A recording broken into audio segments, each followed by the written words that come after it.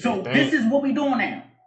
This dog right here is a clone. So his old dog that he had passed away. And instead of him getting a new dog, this man, I can clone my dog? Yeah, let me get my dog back. Same DNA, same face, same everything. What's up, YouTube? Welcome back to my channel. How you guys doing? If you guys are brand new here to the channel, you guys don't know what we do, don't worry. I'm gonna break it down for you guys. And we talk about the most scariest and creepiest videos on the net, on the web, that's gonna make us question everything. Let's do what we do best, seekers. Say it with me, y'all. Let's seek the truth. Some crazy things happening in the world right now. Two teenagers have been accused of hacking into a chain of preschools and posting images of the students online, then calling parents and demanding ransom money. An LGBT radio station in Northern Ireland is not playing enough LGBT music, according to a broadcasting regulator in the UK. The bathroom appliance company Kohler wants to put a tiny camera inside of your... God, this is crazy. They want to put a tiny camera in your toilet and analyze the contents. The inventor of the first chatbot now is an outspoken critic against AI and says that it should never be humanized. A stolen California gas station's dinosaur was returned with an apology note. The note says, "I'm sorry for stealing Claire. Please do not press charges." How wholesome. Boris Johnson says he loves ChatGPT, calling him brilliant and clever. I'm gonna cry. An AI software mistook a high school student's bag of chips for a weapon. A man has been powering his home with solar power for many years now, using thousands of old laptop batteries. This woman says she met an actual angel from heaven. Yes, God is real, because he teleported an angel into a gas station bathroom to save my life. And I was driving home to Missouri for Christmas. And when I stopped at a gas station in Alabama, I went in to use the bathroom. I sit down to do my business, and the faucet turns on. That's weird. Nobody opened that door. That door did not open. This person appeared in this bathroom. So I did what any sane person would do, and I shoved my head under the stall door to peek out and see what the heck was going on. And what I saw were a pair of grandma orthopedic shoes, and there's a beautiful mixed-race woman. She's a grandma, and she has the brightest, most piercing green eyes I have ever seen in my entire life. She says to me, "Young lady, where are you going?" I said, "I'm going home to Missouri to see my family for Christmas." We chatted a minute. I said goodbye, because at this point I'm still freaking out. And she says, "Young lady, I need you to hear me. If you hear anything wrong with your car, you need to pull over immediately. Do you hear me?" I said, "Yeah." Okay. She said, "No, I need you to hear me. If you hear anything go wrong with your car, you need to stop and pull over. Do you understand?" I said, Okay. I backed out through the door, and I swear to God, I stood there, and that door swung back in, and she was gone. And I stood there for 2 minutes just staring at that door. Sometimes God, the universe, whatever you want to call it, will send you signs of things to come and what to watch out for. This lady was fortunate enough to have what she claimed an angel of God come to her and warn her about her car. As always, thank you for watching. Stay weird. Something strange and weird is happening at Yellowstone Park. Animals are fleeing in droves. It first started with bears. Then it's moved on to elk. Take a look at this video of the bears fleeing Yellowstone Park. Take a look at this video of the bears leaving. When was the last time you saw something like that? Never. Just in groups, just packing up and heading on out. Look, walking through the roadway, leaving the park as fast as they can. Let me know what you think is going on here in this video. This is just insane. Do all of these bears leaving Yellowstone Park know something that we don't know? Yep. Is something about to occur at Yellowstone Park? Just something else to add to the list of crazy things happening in the year 2025. Let me know your thoughts in the comments as to what is going on with these bears, where do you think they're going, and why are they leaving in droves so quickly? And as always, I'd love to hear from you. I think they could sense where something was about to go down, bro. Yellowstone. I saw a couple of videos, man. There's like some weird activity was happening underground, bro. You saw like vibrations coming up on the map, man. So maybe that's why they're migrating. They said it was bears, elks. They knew it was about to go down, man. You gotta trust nature. There, They're warning, bro. Some of the creepiest ads that have ever aired. Part 2. This 2-minute Japanese ad was aired to spread the awareness of McDonald's. This ad strangely has 4 parts and seems to tell a sinister story. The first part shows Ronald McDonald trying to break into a person's house. The second part shows a woman getting a call and finding Ronald stalking her from the street below. The third and possibly scariest part shows the same girl on the phone, only for the camera to pan down and show Ronald hiding under the bed. The fourth part shows Ronald sprinting down an alleyway out of sight, and at the end of every part, a foreign creepy message is said. The story of this ad is up to the viewer to decide, but it is a disturbing video nonetheless. Oh, Ronald was on The time. fact that you can see it before it pops out at you, that makes it absolutely terrifying. This is the Monstro animatronic from Pinocchio's Daring Adventure in Tokyo, Japan, and it is the whale animatronic that pops out. We've already talked about the terrifying whale from the storybook Adventures, Pinocchio, and that thing is terrifying enough, but this one actually moves, and I hate it.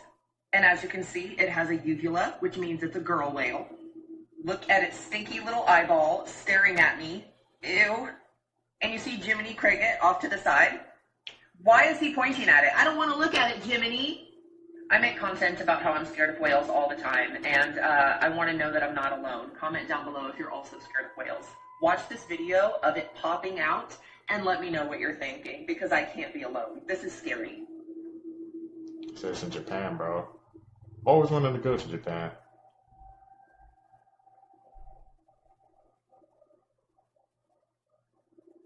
So the veil is completely thin. People keep saying it's thinning. No, the veil is thin. Have y'all been seeing what's been going on in the skies just this year? Just the weirdest things that no one has ever seen before happening in the skies on a nightly basis across the world. Not just in the U.S., but I mean literally everywhere. There has been weird things happening in the sky. Now, a lot of people are saying that it's the galactic war going on in the skies, the war in heaven going on in the sky. Whatever it is, we can all attest to everyone being able to see these weird things.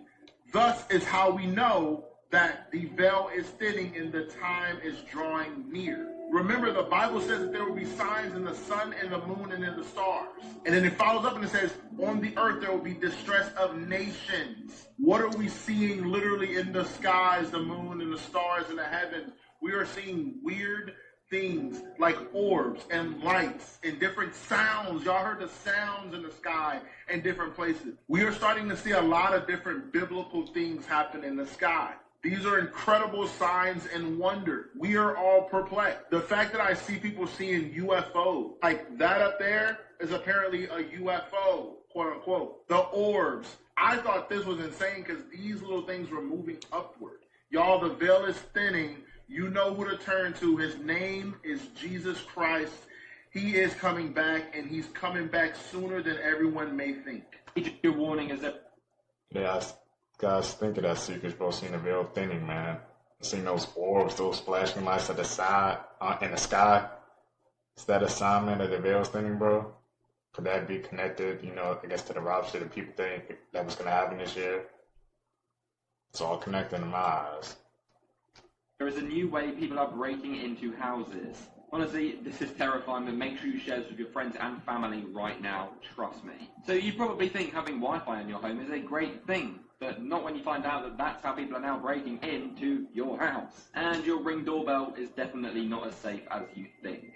What they are doing is setting up these Wi-Fi jammers. They're setting them out right outside of your house. This meaning that you are not going to be able to have any Wi-Fi. You won't be able to call the cops, your friends, or your family. Obviously, if you have signal, you're fine, but this is being targeted at houses in the middle of nowhere where there's probably no signal. With some robbers actually reportedly using data blockers as well to block the 4 and 5G signal so you cannot do anything, which is terrifying. Of course, with no connection, everything goes down. Your cameras, your security system, and they will come in. Most commonly happening at night, you'd be asleep so you wouldn't even know your Wi-Fi is down. You think, oh, there's a Ring doorbell on. If anybody comes in, that's going to go off. Well, it won't because that's connected to the internet. Now, last year alone, there was over 150,000 home invasions, which is terrifying to think. But please always stay safe, take precautions, and share this with your friends and family.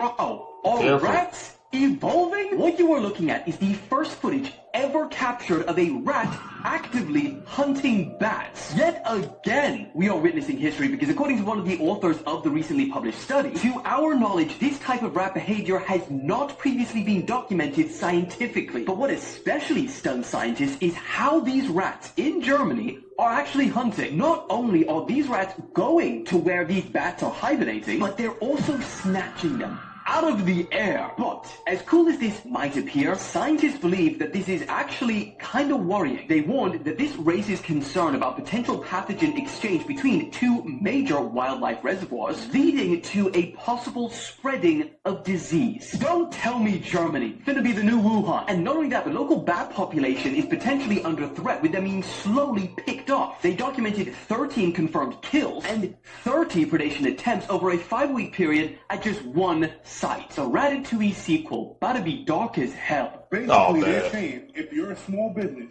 and you decide to give a discount to people who have SNAP, buy one get one free, a little extra food, they're saying that right there is against the law. You ain't just hear what I said. They're saying that the USDA is contacting small business owners who sell food and telling them if they give discounts to people that have SNAP, they will be penalized. That is against the law. Now, you look at some shit like that and you got to think, what do they want to happen? Because if history is correct, when people go hungry, things happen. People move. When people go hungry, the government can't government. The police can't control. People start to do things that they don't usually do if they go hungry. We're in a dangerous time right now. People are going to get tired of the shit that these people are doing. They are literally saying that they don't want people to help other people. That if your neighbor is hungry, you shouldn't feed your neighbor. What type of shit is that? And then they play with the SNAP benefits for these people. They're saying, well, we're not going to give the whole thing now. We're just going to give half. Then you tell stores and store owners, don't give discounts around holiday season. Okay? You're barking up the wrong tree. You have to understand that shit can't happen. And shit will happen. I'm out. So this is what we doing now. This dog right here is a clone. Tom Brady cloned his fucking dog. Instead of him getting a new dog, this man was like, fuck it. Y'all can clone my dog? Yeah, let me get my dog back. Same DNA, same face, same everything. Y'all don't find that shit crazy? They could do it with dogs, animals. What's stopping them from doing it with humans? He said it. He hit the nail on the head, bro. I didn't even know you could clone a dog, man. Bro. That must be like a different type of rich bro to be like, yeah, I'm gonna clone my dog, man. Like, bro, that's really mind-boggling. Even I've cloned this dog, man. If they could clone dogs, bro, they could clone people, bro. I wouldn't be surprised, man, if people in the higher-ups, man, they're all cloned, bro. He's just the tip of the iceberg. It goes way deeper. I didn't really get back into the telepathy tapes. Oh, yeah. Dude, it's blowing my absolute mind. Tell me about it. There's this one boy in Houston. His story is just insane. Like, grew up severely autistic, non-speaking, non-verbal, and she just grew up thinking that he was basically just almost like a vegetable. She, came home one day, her son walked downstairs, looked her straight in the eyes. She said, never made eye contact ever, and said, I love you, verbally. Read people's minds. He could see what they were thinking. It starts with him talking about this place. He says that he goes to this place with other kids, other people that have this ability of telepathy. They call it the Hill. And he says, we meet there, we teach each other things, we pray for each other, and it's like this community of kids that have this ability. They go to the Hill. It's not like a physical place, it's like not dimension. It's like a place where their consciousness goes. And they said, but it's like in the shape of a hill. But it's like not dimensional, but apparently if you take a seed of a plant, put it in your mouth, take it out, and plant it, the plant will give whatever food it bears more vitamins, more minerals, the best produce, best fruit, best vegetables, everything. Why? Because traditionally, farmers, when they plant the seeds, before they plant it, they put it in their saliva. No, that's what they do. It's like part of their practice. They put the seed to moisten it with their saliva, and then they plant it. But what it was actually doing was getting the plant to understand your biochemistry. I think over time, that just being the tradition, it was lost in translation.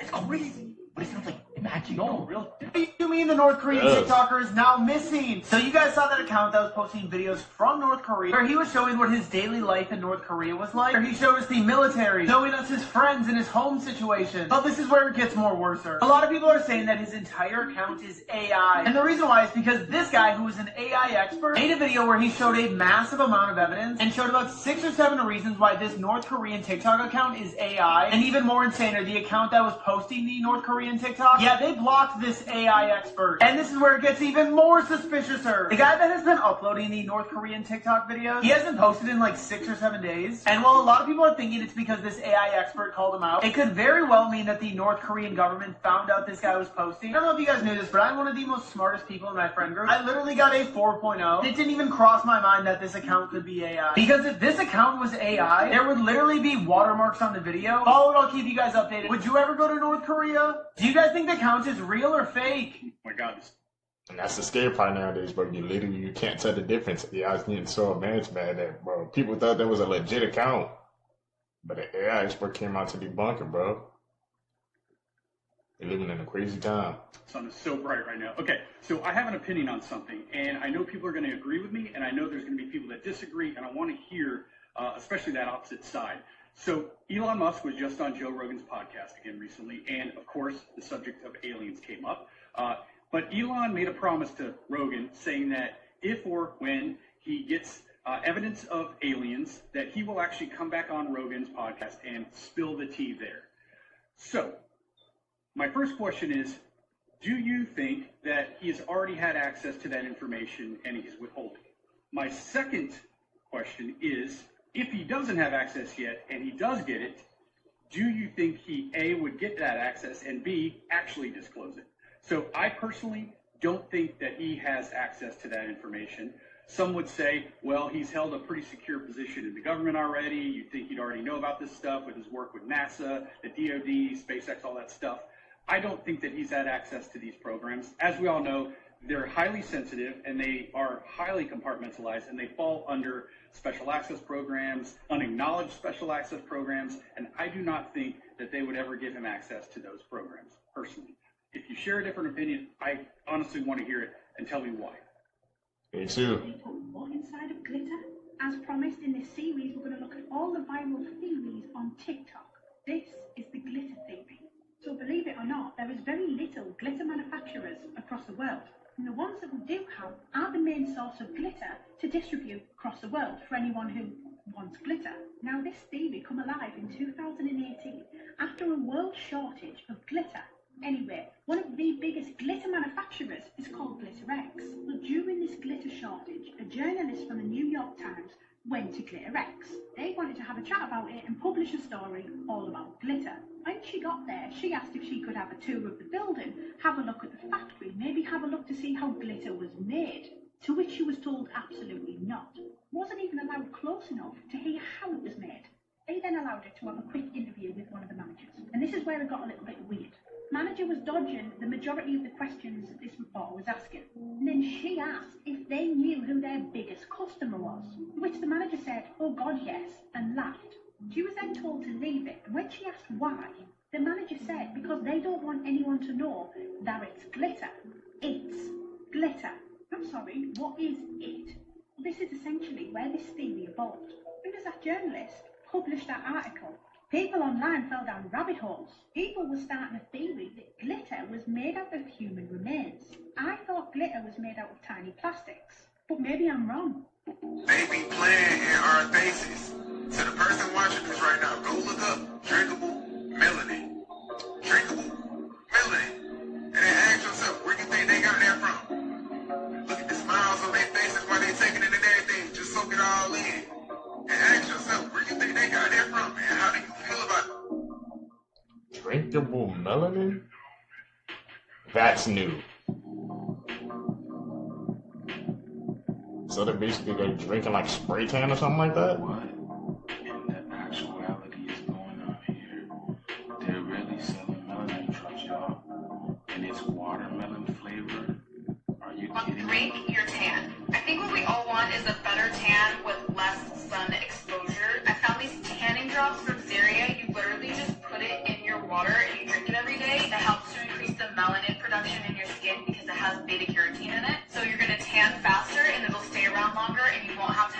sun exposure, which is damaging to your skin. It literally tastes like watermelon. It's supposed to take about 5 to 7 days to see results, but you do get better results if you have some sun exposure. Have less sun exposure, less skin damage, less wrinkles. No, so do not have the Sierra Tantrums you're missing out, okay? Like, seriously, this has given me a great glow, and I've only been in the sun one time, okay? All it's doing is increasing the melanin in your body, which is the pigment that produces your tan. So it's just helping those cells out, because the older we get, we tan less, or it's harder to tan. So scoop these up. I just take them, you can put them in water, but I just take them just like this. I drink a lot of water. And 3? Do it morning and evening. Alright. I have to go do yard work today, so I'm going to be out in the sun. But before I do that, I want to get my melanin boosted. And to do that, I use my Serious Sunless Tanning Drops. They are drinkable. They're in the flavor watermelon. You get 60 mLs in one bottle. All of the ingredients are natural, and these are vegan.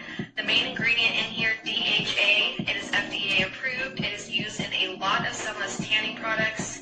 With consistent daily use, people can see results in as little as 5 to 7 days, but you need to remember that we all have different So skin. why drink it now? Are the lotions not working? Look at this, y'all. It's actually kind of working. I don't know how long she's been taking it for, but look at that. You can see That's it. crazy. You guys know what's really in these bottles, right? You wonder why they're selling out? You wonder why 800 to 1 million melanated people go missing every single year? What are they really ingesting? Because the way this thing gives them that type of color, you cannot tell me it's not magic. And melanin is magic, y'all. I mean, look at that. The attitude and everything.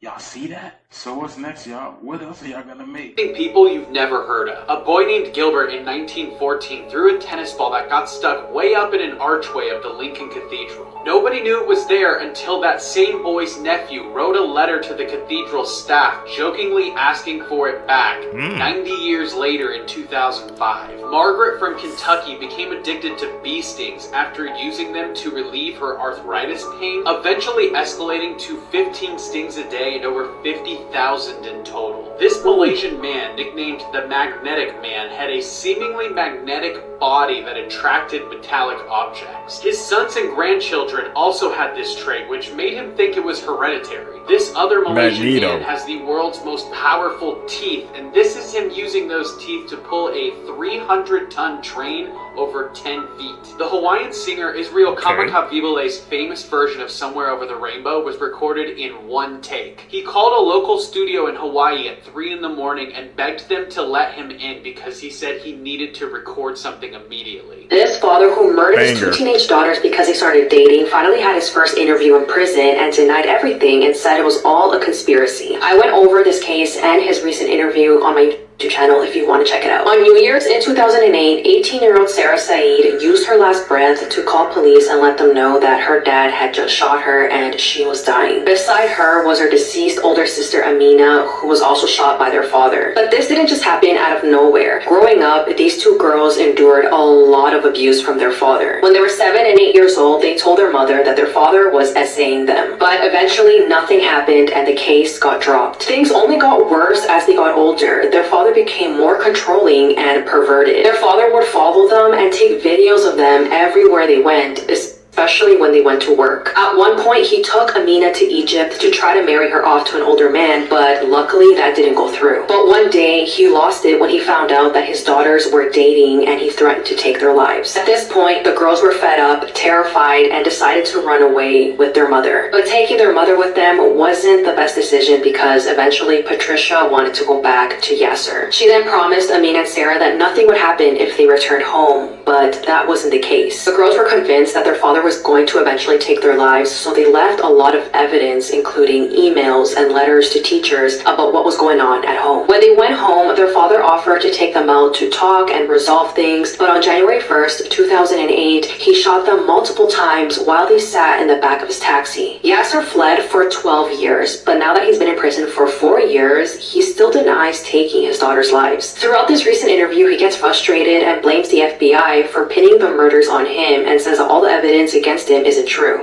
Here's some fun facts you may have not wanted to know. But after this video, you'll know. So if you've heard somebody say honey never goes bad, it doesn't. Because there's not enough water in the honey for microorganisms to live on. So that honey you may have thrown away because it's been sitting in your cabinet for, what, 3 years? It was good. On to the next. Wow. Ants. Go to war. Similar to humans, and they actually have some crazy strategies. For example, they'll put the weak ones in the front to protect the strong ones in the back. This one is crazy. These conjoined twin sisters actually share a brain. But not only that, they can hear each other's thoughts, and they can see out of each other's eyes. I've seen this one before, and it's a no for me. I have stage fright. So this is called a public semi-transparent toilet. You cannot see in, but you can see out. No. On to the next. No. Sunflowers can clean up radioactive waste. Sunflowers are good at eating up pollutants, especially radioactive metal contaminants, and they store all the waste in their stems. In the Antarctic, there are no spiders. That is all. So when Ashton Kutcher was 13 years old, he tried to commit suicide by jumping off a hospital balcony, all because he wanted to save his brother and donate his heart. For all my duck-feeding people, don't feed them bread.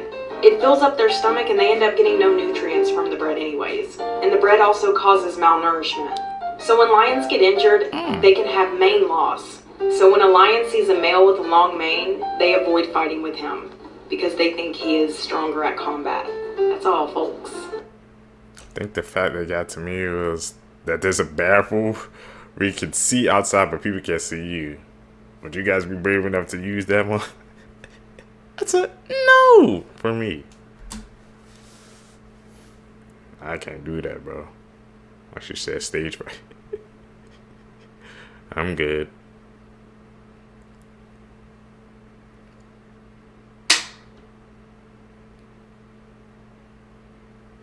Some trees can actually grow inside of your lungs. In Russia, doctors performed surgery on a man named Artyom Sidorkin, suspecting that he had a cancerous tumor in his lungs. Instead of a tumor, though, they found a 5-centimeter fir tree branch inside of his lung. Doctors believe that Sidorkin accidentally swallowed a fir tree bud, which later grew into a branch. The probability of dying on your birthday is higher than any other day. There is actually a 14% chance of dying on your birthday than any other day. This is a shocking phenomenon called the birthday effect, which may be due to extra stress, drinking more, or people engaging in risky behaviors on their birthdays. A devil's chair exists in many cemeteries. In various cemeteries around the world, there are stone chairs called devil's chairs. These chairs were often used by mourners to sit and grieve, but legends and superstitions have given them a sinister reputation. Some stories claim that if you sit in one at midnight, the devil himself will appear. You are more likely to be bitten by someone in New York City than you are to be bitten by a shark.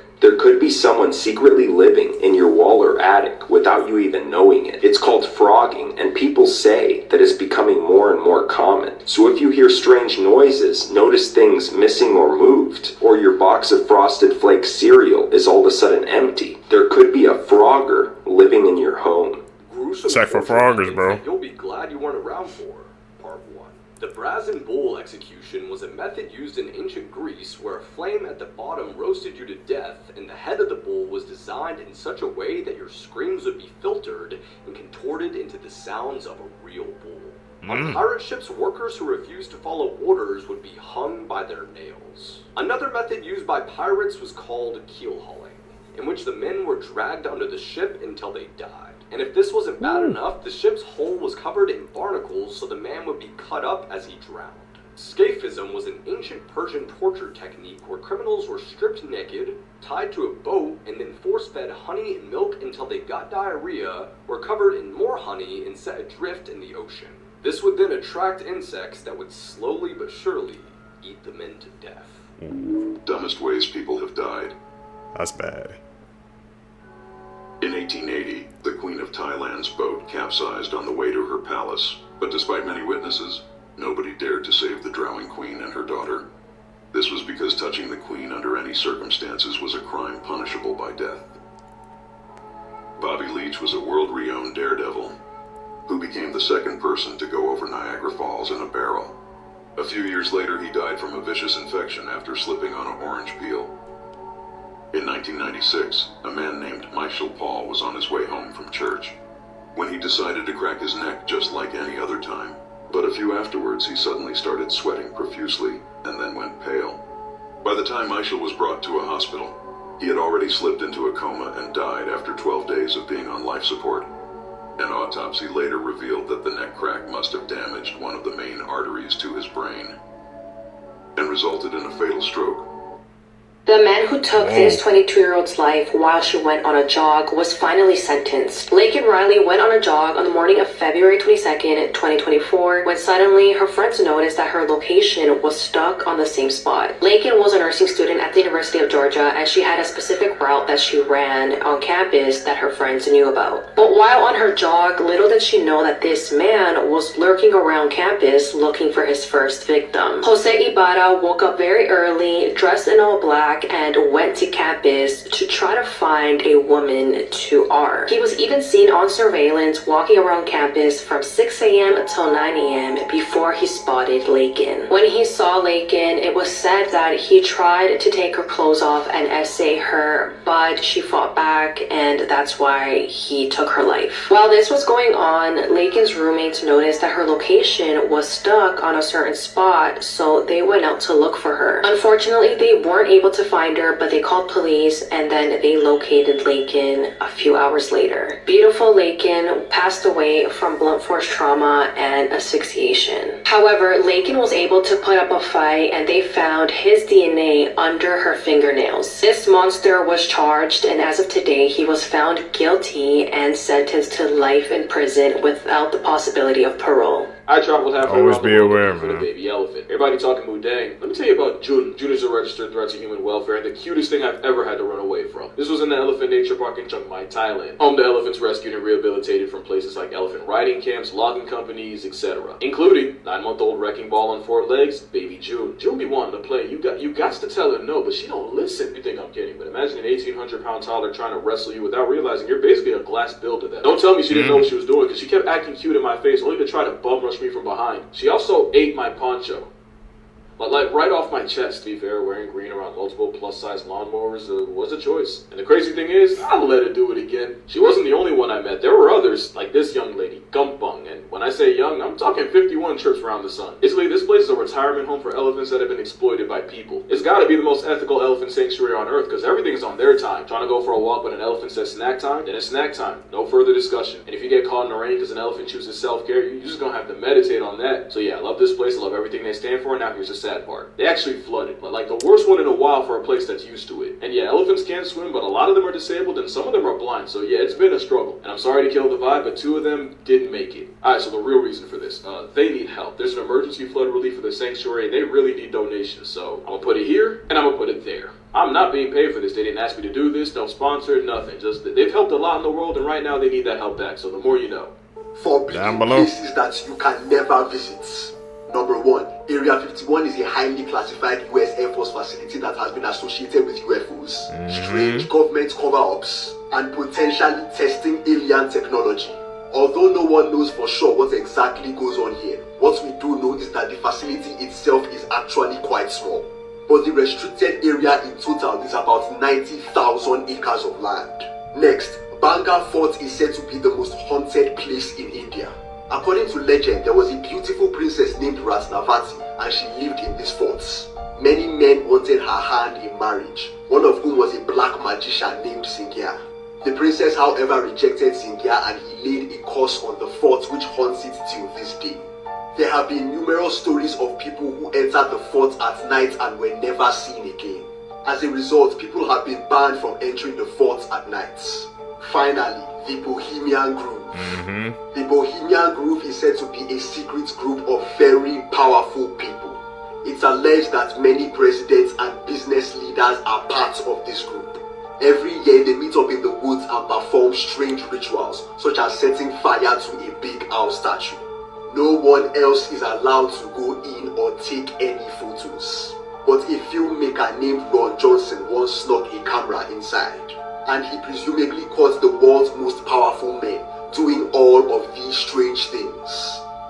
For more, These Caught are him the in creepiest 4K. unsolved photo mysteries. The Baltic Sea anomaly is known for being one of the most famous underwater mysteries on Earth. This sonar image from 2011 shows a large structure located at the bottom of the ocean. And if you're a Star Wars fan, it may look a little familiar to you. Many people believe that it could be a sunken UFO, or an ancient man-made structure that was lost to history. That, or Han Solo decided to move there and live his life in peace. Next, in 2016, a woman named Linda sent Belfast Live a disturbing photo that was taken from the year 1990. The photo shows a group of women in a factory with their arms crossed. One of these women was Linda's grandmother, Ellen Donnelly, and if you look closely at her shoulder, you can see a disembodied hand hovering over her. The photo quickly spread through the media, even making it to Snopes where they were unable to debunk it. So always look over your shoulder. And finally, many people believe that the Madonna, or the White Lady, was caught on camera back in 1991 at the Bachelor's Grove Cemetery. On this night, Judy Huff Fells decided to take a stroll in one of the most haunted cemeteries in America, along with the local Ghost Research Society, when they felt an odd presence nearby. And when she took out her infrared camera and snapped a photo, she could see a woman sitting on a stone. And this is why you shouldn't wander around a cemetery at night. I won't be.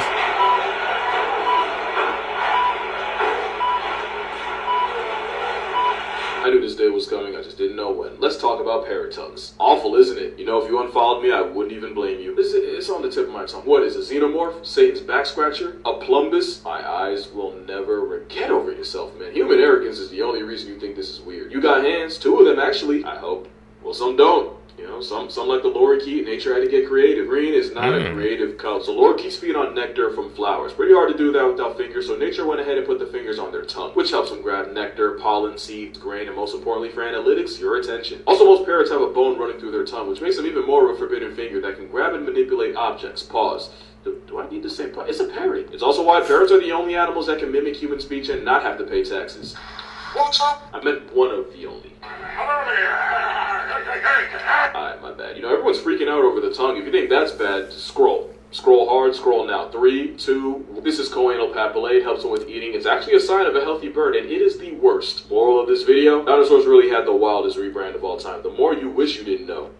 I never knew a parrot's tongue was like that. Learn new things every day, bro, watching these videos with you guys.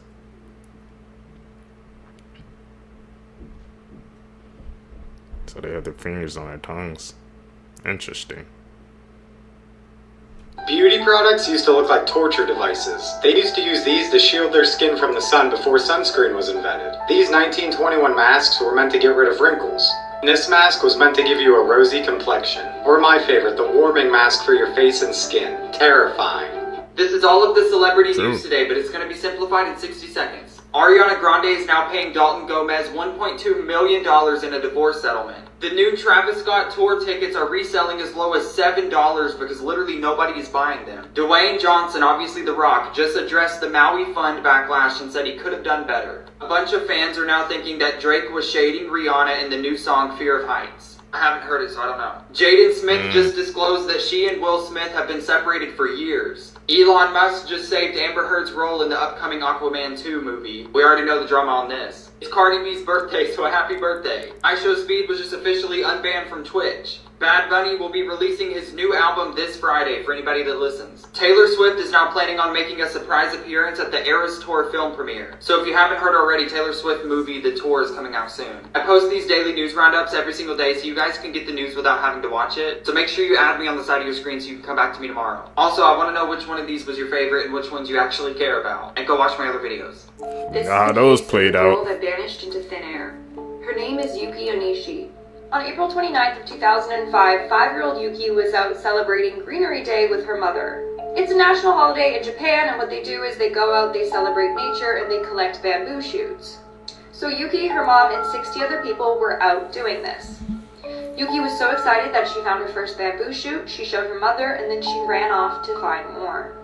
That's when she disappeared and was never seen from again. When they realized that she was nowhere to be found, they actually brought in search dogs and the police. This is where it gets really strange. The dogs followed her scent to the middle of the forest and then just stopped. The scent stopped in the middle of the forest as if she had just disappeared into thin air from that spot. To this day, she has never been found and no one knows what happened. If you want to hear some theories, come back for part 2. What happened? She just disappeared.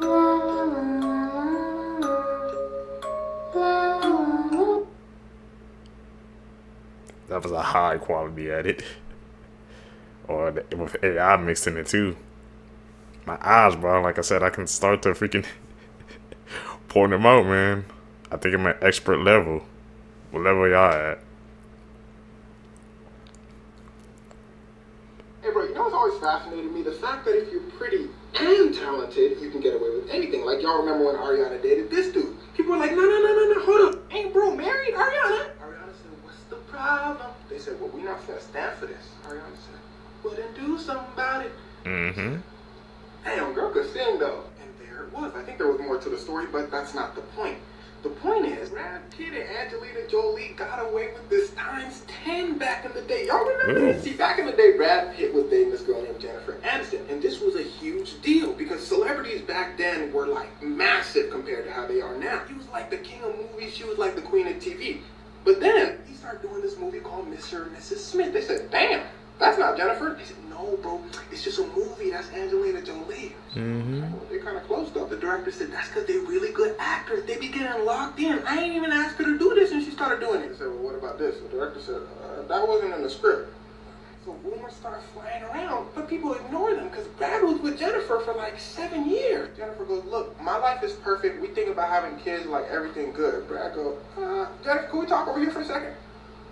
They come back. Jennifer goes, we getting a divorce. Now, they came out though and they said it was mutual, they both wanted it and all that. And well, a few months later, Jennifer comes out and says, yo, that's kind of weird. So they interview Angelina Jolie. The interviewer goes, damn. Angelina goes, appreciate you. What you need though, Shawty? The interviewer goes, how'd you like shooting Mr. and Mrs. Smith? She said, ooh, Lord, man, I could not wait to go to work. I couldn't wait to go. The interviewer goes, let me stop you right there. I think we got everything. Mm-hmm. People will still say, no, y'all, it's just the movie that they shot together. They came out and said, nah, we together. So they interviewed Jennifer. They go, girl, I'm so sorry. She goes, it's not a problem. We got a divorce. He can do whatever he wants. I said, damn, you must not have heard. She said, heard what? Somebody said, she ain't heard. She said, heard what? They said, Angelina did another interview. And here's where it starts to get wicked. See, Angelina did another interview where she said, yo, I love being single. At one point, I was seeing two dudes at the same time. She said, one of my little side pieces I met 3 years ago. We had dinner. She said, 3 years ago, listen closely, I, Angelina, was married. So I told him I don't want to do nothing. The interviewer said, now that's decent. She said, yeah, so anyway, I called him 3 years later and I said, hey bro, you want to be my lover? The interviewer said, I don't see nothing wrong with that girl. She said, yo, well then we had to discuss how we was gonna do it because we didn't want to hurt anybody. I always fall in love when I do a movie. Everybody started connecting the dots. They said, Mr. and Mr. Smith, you talking about Brad Pitt? Jennifer straight up comes out and says, what? Nah, that's not it. Everybody said, that's not it. Y'all tripping. And everybody watched the movie. They said, man, this... Nah, they're pretty good, though. Everybody started saying stuff like that. And let's be real, they probably acted so hard that they just fell in love. Everyone's like, yeah, that makes sense. Brad comes out and says, yeah, and really, though, my last marriage was boring. Everybody said, what? No, I didn't mean it like that. Shout out to Jennifer. Now, to be fair, Brad Pitt was talking about an art piece when he said this, and he's really interesting when it comes to art. Jennifer Aniston puts it perfectly. She said, Brad Pitt would never say that to hurt me. He just has a sensitivity chip missing. Which kind of reminds me of how Kanye West justified many things that hurt his marriage because they were art. Anyway, that's really it. Jennifer lived happily ever after. Brad and Angelina lived happily ever after. Wait, they got a divorce actually, but I mean, I think they're happy. If ghosts are not real, then how do you explain this? Those are dogs, bro. Imagine living with someone that you know is trying to end your life. This hidden camera captures a moment this woman puts bleach inside her husband's coffee maker multiple times a day. This is Robbie Johnson, and he began setting up cameras all around his house when he started to notice that his coffee was tasting a little off. He wasn't really expecting to catch anything, but when he looked back at the footage, he was shocked. His wife Melody is seen pouring a substance inside his coffee maker every single day before he brewed the coffee. Robbie got testing strips, and each time it tested positive for chlorine. At this time, Robbie and Melody were in the process of a divorce, but but they were still living together. Robbie pretended to drink his coffee every morning and continued to gather evidence so that he can go to police. But when he showed police all this footage, they said that they couldn't see exactly what Melody was pouring into the coffee maker, so he couldn't prove it. So Robbie had to set up even more cameras around the house with different angles so that he can prove that Melody was, in fact, poisoning him. Melody was charged with attempted murder, and I bet this guy will never let anyone else make him a coffee again. That is not something that's terribly new, but have you heard about the woman that is haunting AI pictures? Sees the face, and nobody can explain why she keeps showing up in AI images. If you look at her, she's not really general. I mean, there are specific characteristics here that are consistent. Again, nobody knows which prompts are generating this woman. Nobody knows why her face continues to appear in different models. So this has opened up one of my favorite questions about the idea that AI pictures can be haunted. And don't forget, if things like this are of interest to you, make sure to go check out the podcast. Katy Perry is coming under fire because her upcoming album, it features Dr. Luke, but a lot of people don't know that Katy Perry is allegedly trapped by Dr. Luke. Apparently, there is a lot going on behind the scenes that many people are not aware of. Little history here. Katy Perry was dropped by Columbia Records back in 2006. 2007, she signed with Capitol Records in 2007 at the age of 22. Part of that deal was that she was going to sign a 6-album production deal with Dr. Luke. Dr. Luke ended up doing her first 2 albums. He did One of the Boys, he did Teenage Dream, and they were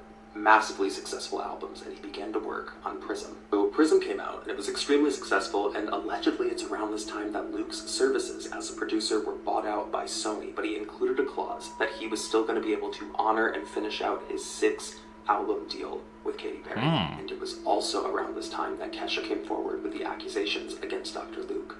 Then came this leak. Allegedly, this is a text exchange between Kesha and Lady Gaga around the time of the accusations, which also alleged that Dr. Luke had assaulted Katy Perry and she was stuck with him. So then we got the release of Witness, which did not feature Dr. Luke at all. And people sort of thought that she would never work with him again, but she had only fulfilled 3 of the 6 contracted albums. Legal predicament here is that Katy Perry signed her deal at 22 and she is now 39, and if she wants to continue having a career in music, she is legally bound to finish out the remaining 3 albums. Is that why, like I said, I don't remember, didn't we hear like a couple of months ago how like she showed Katy Perry, she showed her old catalog or something for like a ridiculous amount of money. But now I guess she's trying to get back into the music scene, but she's stuck with that, I guess, producer, man. She has to make 3 more with him. See, because, man, it goes to show you gotta watch. When you sign a contract, you gotta read the fine print, because you never know who you're gonna get stuck with. Gotta be fully prepared, man, for those consequences. That's crazy that she's stuck with that producer, Luke.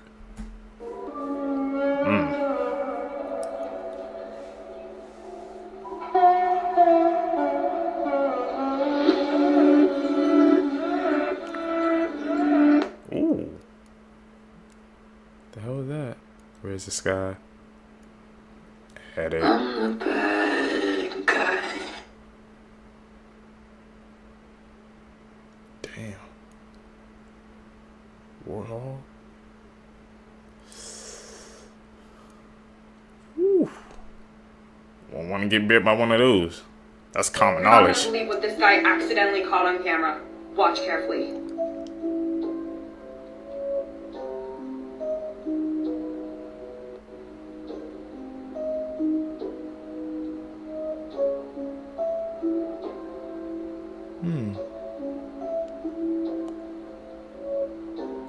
Going so fast. You can barely see. Did y'all see that? It's a pale humanoid figure lurking in the background. Roman countered like Slender Man or something. Let me know what you guys think this is in the comments below. So you I need out the guys' theories. Believed to be human remains near a neighborhood, and your first thought is to take those human remains to Goodwill.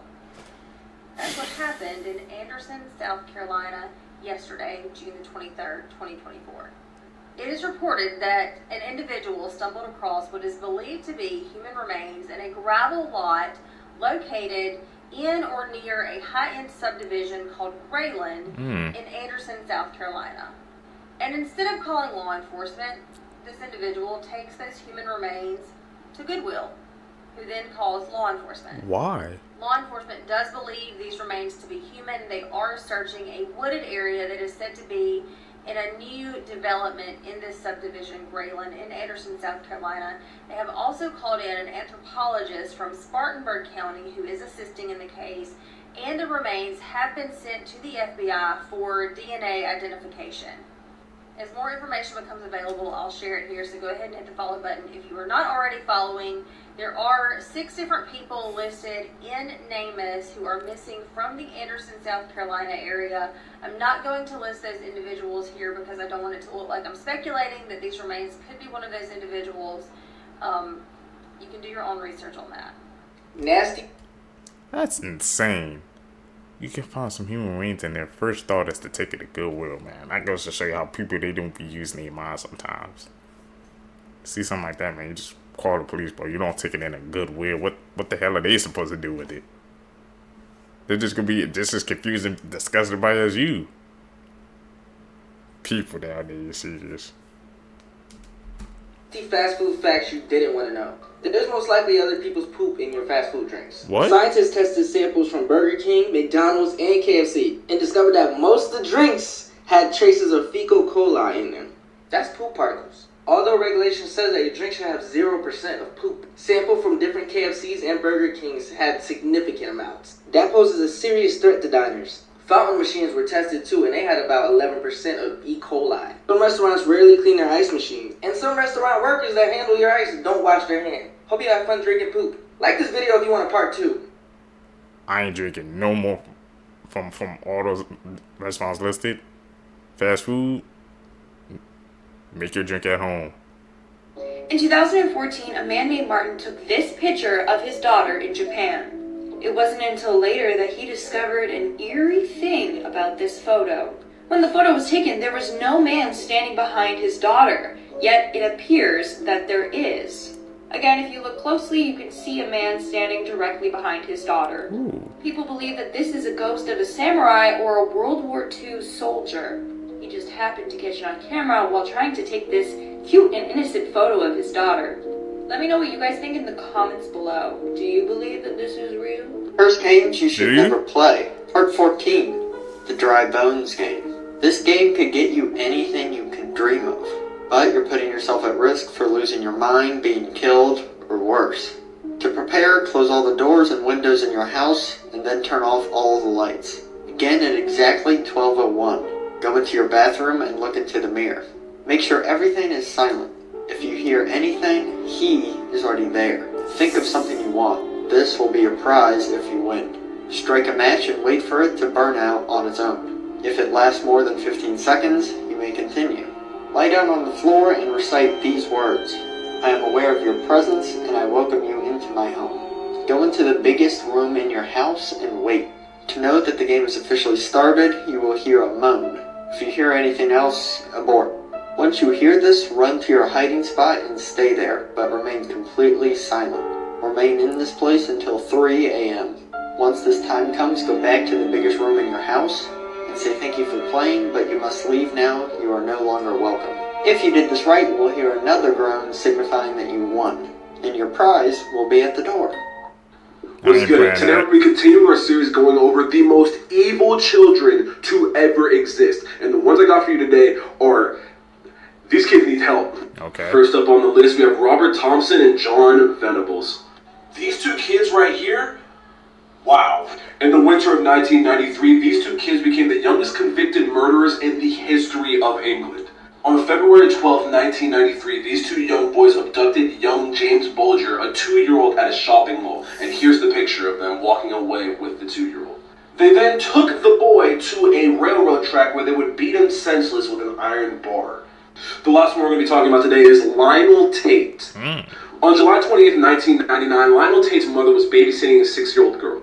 Lionel's mother eventually went upstairs to go watch TV and left the young girl downstairs with Lionel, and this would prove to be a fatal mistake. Lionel continuously stepped on the girl's head and then went upstairs and tried to say it was a wrestling accident. Nah. That young? This goes to show you even back then, man, how the world was a dark place. Creepy people who were caught on camera PT.1.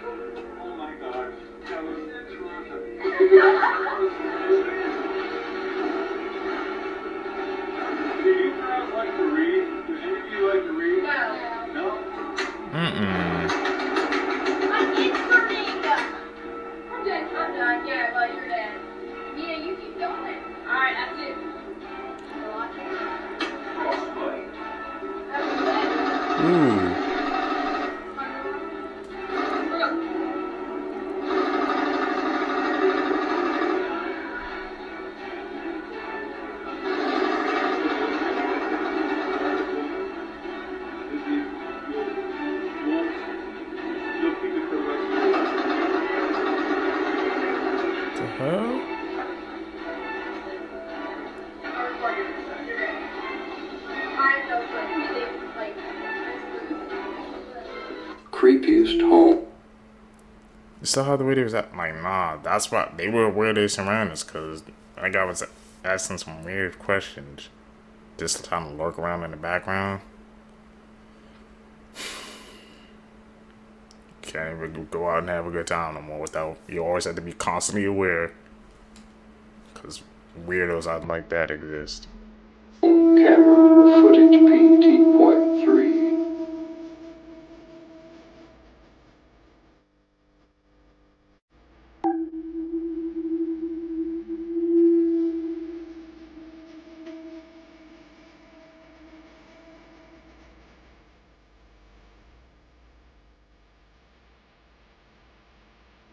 Ooh.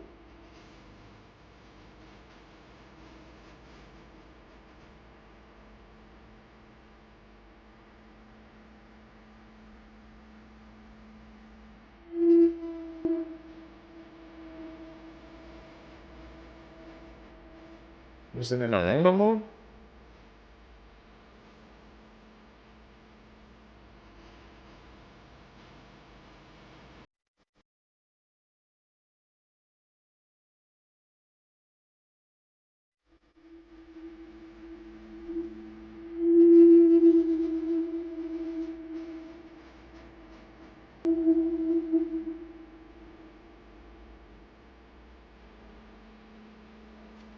Damn.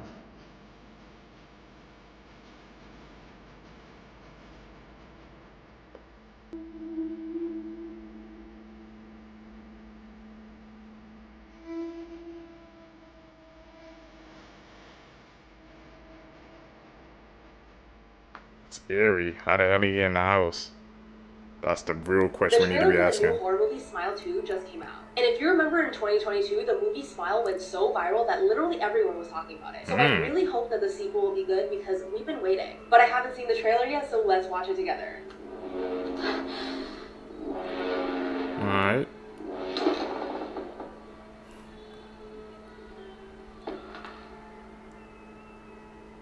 Huh? You back. What? No! No! No, go away from me! What? What is it? Get away from me! Louis? Oh crap.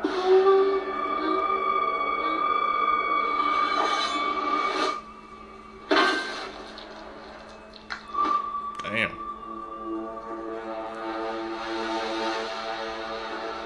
Something really crazy is happening to me. I keep seeing this face everywhere. You witnessed a death. Now it's latched onto you.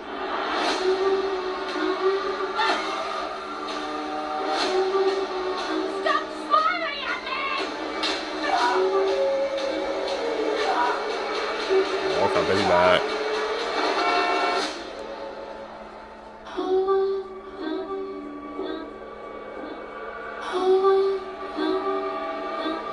Oh, damn.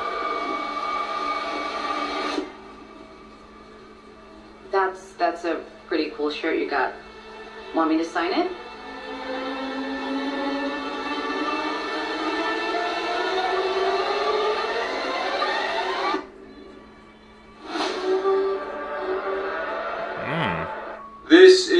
the most disgusting and evil cases I've ever heard. In February of 2013 in the Bronx, New York, a man was walking his dog at around 4 a.m. when his dog began to sniff around and led the man to a pile of trash bags that were left on the curb. As the man got closer, he realized that there was an awful smell coming from the bags that were sitting on the curb. So he decided to investigate, and lo and behold, he discovered that the bags were full of dismembered body parts. The man then decided to call the police, and after further investigation, the police found multiple different bags full of more dismembered body parts scattered across the city. It would then be discovered that the dismembered body parts would belong to a 45-year-old at-home caregiver by the name of Tanya Bird. Her body parts were placed in multiple heavy-duty trash bags containing everything from her torso to her shoulders to even her head. But guys, if only that was the worst part. You see, police then moved on to contact Tanya's son, Basim McLean, in which he responded that he believed that his mom's abusive ex-boyfriend was the one behind the killing of his mother. But little did the police know that that was not the case. As part of the investigation, police decided to go through Basim McLean's phone to see if he had any connection with his mom's murder. And lo and behold, they discovered a picture of McLean smiling in a selfie while holding his mom's decapitated head in his left hand. Yes, this is the picture of McLean holding his mom's decapitated head like it's a trophy. And of course it's blurred because we're not going to show the actual picture on here. After this, though, he was actually sentenced to 25 years in prison. But wait, it gets crazier. You see, years prior, before he was arrested, Basim McLean was actually married to a woman named Vera McLean, in which him and her had a 4-year-old son together. And about a year into McLean's prison sentence, he gets a call while in jail that his ex-wife, Vera McLean, is being charged with murder after beating their 4-year-old son to death with a broomstick. She was then sentenced to 17 years in prison. So one of them killed their mother, dismembered her body, and then flaunted her head in a selfie, and the other one beat their son to death with a broomstick. That's a pretty twisted couple, if you ask me.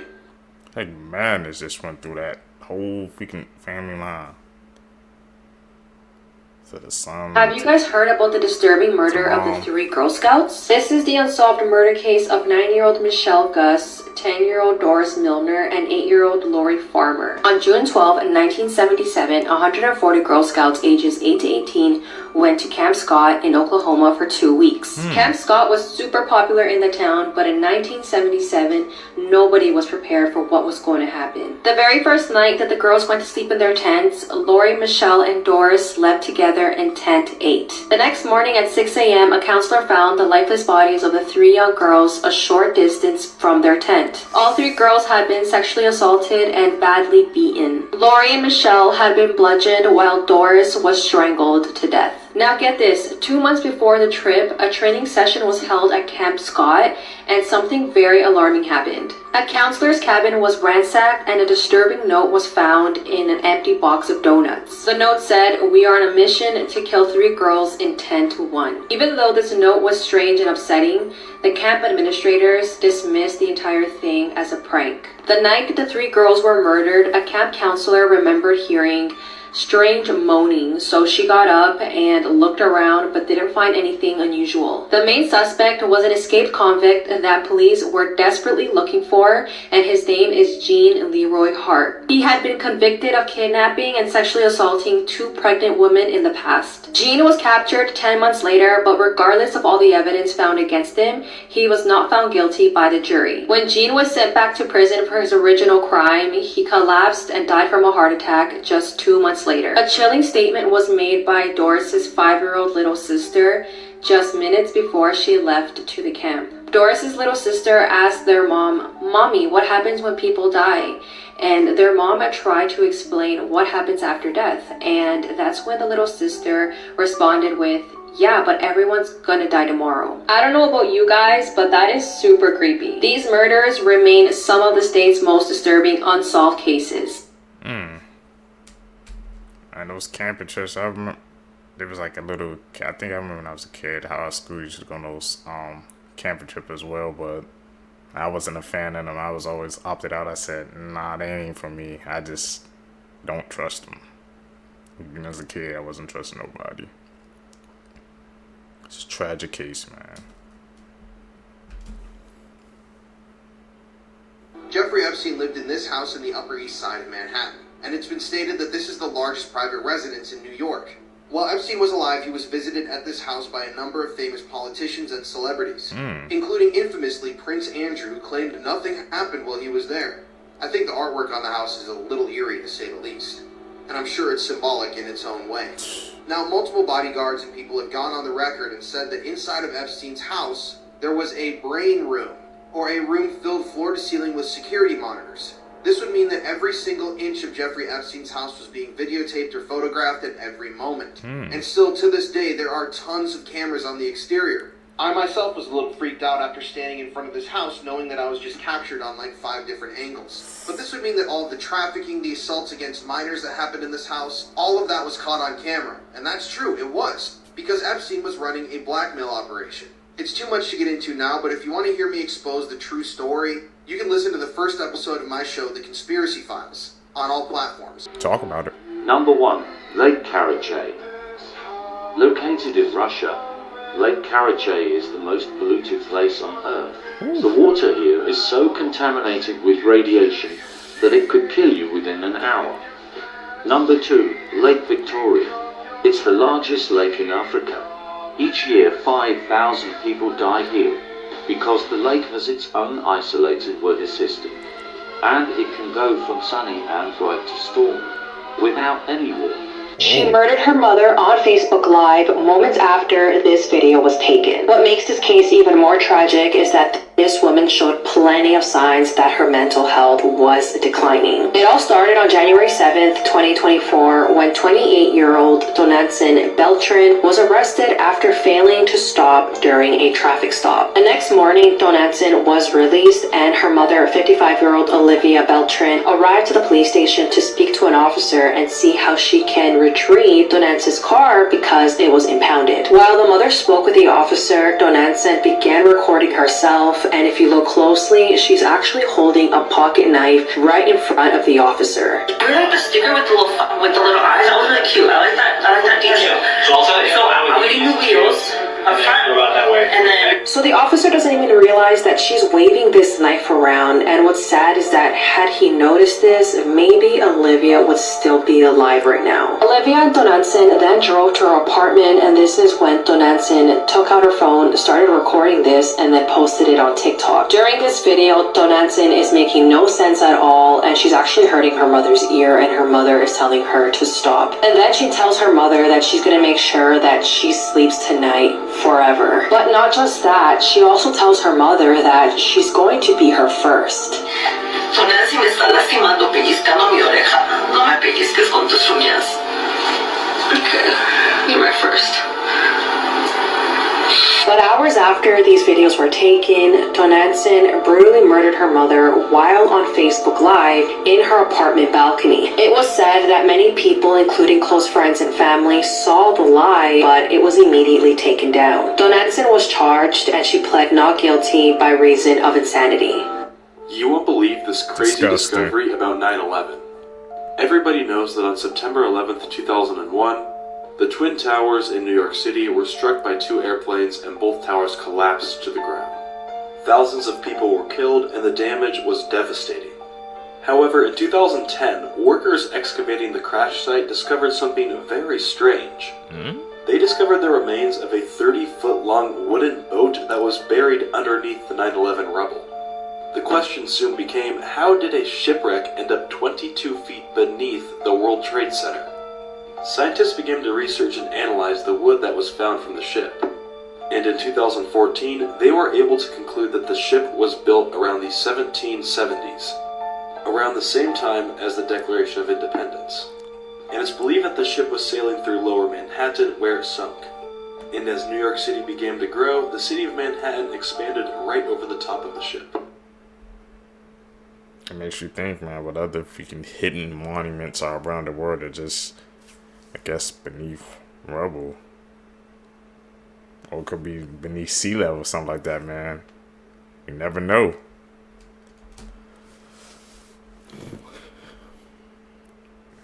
Got my mind thinking.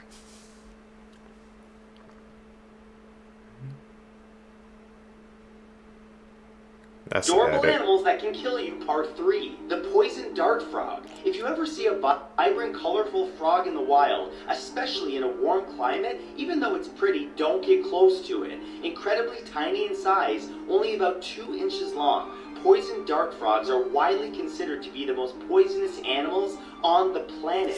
Their poison secretes from under their skin, and it contains enough to kill 10 men in a single hit, and there's no anti-venom for it. The dolphin. In 1994 in Sao Paulo, Brazil, a localized dolphin who was oddly well known for being particularly friendly to women attacked 2 male swimmers. Witnesses claimed the mammal seemed incredibly aggressive and butted into both men several times. Alarmingly, this caused severe hemorrhaging in one of them, and he died soon after due to his injuries. They're cute creatures, but extremely intelligent and are not to be ticked off. It's one of those pictures. Beware of One of the dolphins. pictures where you don't see it at first, right? This photo comes out of Wisconsin State University. It's from 2012, and it was taken by Aaron Silva. What looks like just an abandoned hallway, if you look very close to the back left, you'll see it. The outline of a person who had been watching him from around the corner. For context, this was a very common tradition at this school. A lot of people would dare each other to go inside the abandoned infirmary that was just off campus. You go inside using just a flashlight, and whoever stays in the longest eventually wins. But Aaron was never going to make it out. After more than an hour had passed, his friends eventually became concerned, and they go in looking for him, where they found him and described him as cut from the mouth down to the center of his chest. This was a hugely disturbing case for police, but they eventually do retrieve his phone, and they zero in on this picture, a picture which they believe shows who might have done this to Aaron. And if you increase the brightness, you can see the outline even better. Imagine running into a stranger in the middle of the woods. They then inject you with a paralytic agent, aka paralysis, and you now have 20 minutes to not only escape the forest and this serial unaliver, but before your body shuts down. I was scrolling through Netflix the other day and I saw a movie called Don't Move, and I said, this looks pretty interesting. Now yes, it is your typical chase horror movie where you don't really know the killer too much, but you know just enough. And I'm not gonna lie, for a Netflix solo movie, I thought it was pretty good. One of the reasons that I loved it so much was we haven't seen a serial unaliver use something like paralysis in a very long time, especially in a decently budgeted horror movie. Now the craziest part is you get to see every step and every evolution of the paralysis taking over your body. First it starts with your hands, then it goes to your legs, then your whole body shuts down to the point of where you can't move. You can't even move your neck. We actually see the dose is so big that you can't even speak. Now, all in all, I'm not going to sit here and tell you that this is the greatest Netflix horror movie of all time, but I will tell you it was a pretty fun watch. The acting in the movie was pretty good, storyline and plot was pretty good, and like I said, it is your typical chase horror movie. But we do see a good portion of the unaliver as well. And like I said, for a Netflix horror movie, the way this movie ends, it's pretty crazy. All I can say is that this movie was a pretty good time, and if you have Netflix, it's worth a watch. Like and follow for more. So let's check that out. Boy S8 his 83-year-old neighbor. Viewers' discretion is strongly advised. On August 29th of 2018, 14-year-old Tyrone Hardin told his 83-year-old neighbor, Dorothy Mae Neal, that he would help her with some chores inside of her apartment. Before walking into her apartment, he made sure to grab a handful of condoms. Tyrone did help Dorothy with some chores before attacking her with a lamp. After that, Tyrone S8'd her, he fled her apartment, and he left her seriously injured on the floor and naked. Neighbors had asked police to do a welfare check on Dorothy since they hadn't seen her around for a couple of days. When officers showed up at her apartment, they noticed dried blood on her doorknob, and that's when they saw Dorothy lying naked on the floor. She was then taken to the University of Maryland Hospital Trauma Unit and unfortunately passed away that next day. When officers were at Dorothy's home, they noticed that there was several condom wrappers around her body as well as used condoms. A broken, bloodied lamp was also found by officers. Dorothy's autopsy revealed that she suffered extensive trauma to her head and genitals. There was DNA on Dorothy's body and in those condoms, and that DNA matched up to Tyrone. Despite all of the evidence, Tyrone's mom stood by his side and truly believed that he would never do something like this. On June 29th of 2022, Tyrone was convicted on first-degree murder, first-degree SA, and use of a deadly weapon. Tyrone was also sentenced to life in prison. As you should be, man. That's horrific. And the mom was by his side too. She had no idea. Don't know what a person is truly capable of, family or friends.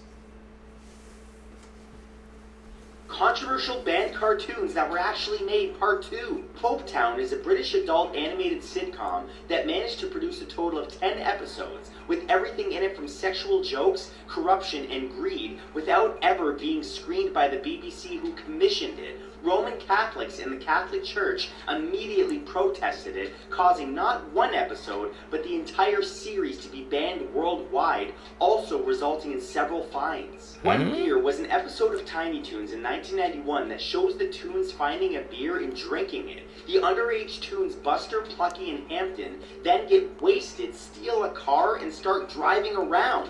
The episode then ends with them driving off a cliff, only to hit the ground and die.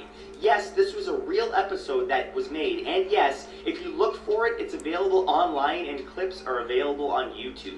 You're welcome. These people... What the hell? I never knew something like that existed, bro. Toons getting wasted on beer, bro. We'll have to check out some of those clips, man, to confirm the, if that's real or not.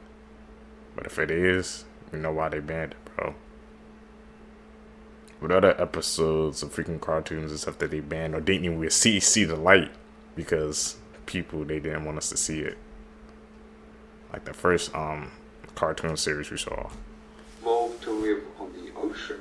The Bajau people found on the waters of Indonesia, Malaysia, and the Philippines lived their entire lives on houseboats. It's understood they've retained this lifestyle for around 1,000 years. They spend most of the day diving into the ocean, hunting fish and other sea creatures. But here's where things get really interesting. They can hold their breath underwater for up to 13 minutes and dive as far down as 60 meters. Ooh. Due to the pressure of the water that far down, some actually pierce their eardrums, which is actually really bad for them. Some of them go deaf. Now, the reason they're able to hold their breaths underwater for so long is because they evolved larger spleens in comparison to other humans, providing more oxygen to their blood. Their spleens tend to be at least 50% larger than ours. Isn't that interesting? What is the Aquaman? creepiest twist ending from a horror game? This is my new series where we talk about some horror game twist endings that you might have never heard of. And today's ending is from a game called Ambuscade. Now, of course, full spoilers ahead, but if you'd like to see this game for yourself, I have a full playthrough of it on my channel. The game starts with you playing as a homeless person in a dark and spooky alley. And we know this because of the sign asking for money right where you start the game. Unfortunately, times are extremely tough, and the game's singular mechanic is that you have to root through the trash to find food. As you walk through the empty town, though, you find a quarantine sign. Something's happened in this town. Is that why it's so empty in these streets? And wait a minute, there's blood too? What exactly happened here? Then you find a zombie outbreak sign, and it all makes sense. There must have been an outbreak and we're one of the last survivors. Just then you hear a little girl crying and you think maybe we can escape together. We chase after her, we find her, it's okay, we're gonna be fine, let's escape. And it's then the truth is revealed. You're not homeless, you've just already turned into a zombie. And after your snack, you join the rest of them on the streets. Reverse the freaking plot of the game on us, bro. Might have to check out that playthrough.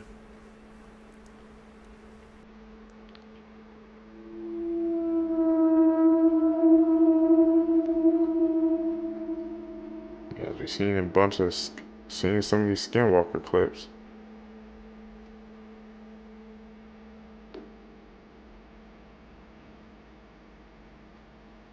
It's like follow the light.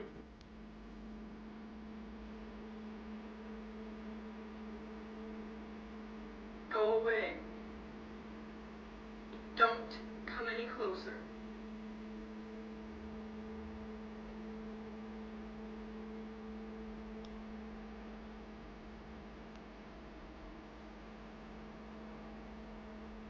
If he senses some a If you like presence. Terrifier 3, here's some more Christmas-themed horror movies. In Misery, a famous writer is held captive by a crazy fan after a car crash. She locks him up and forces him to rewrite his latest novel. In Black Christmas, a group of sorority sisters receive disturbing phone calls from a killer over their winter break. Throughout the night, they are stalked and picked off one by one.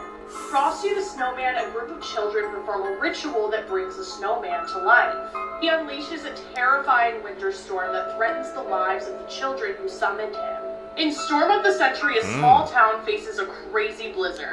A mysterious man shows up and demands a sacrifice in exchange for their survival. In the lodge, two kids get stuck in a snowy cabin with their dad's new girlfriend. As they spend time together, strange and creepy events unfold that make them question their sanity and their girlfriend's intentions. In The Grinch, a sinister creature stalks a nearby town, terrorizes the townspeople as he steals Christmas. Follow for more and let me know if you want a part 2 because I have many more movies. You won't believe I'll probably the check out The horrifying Grinch. plot twist at the end of this story.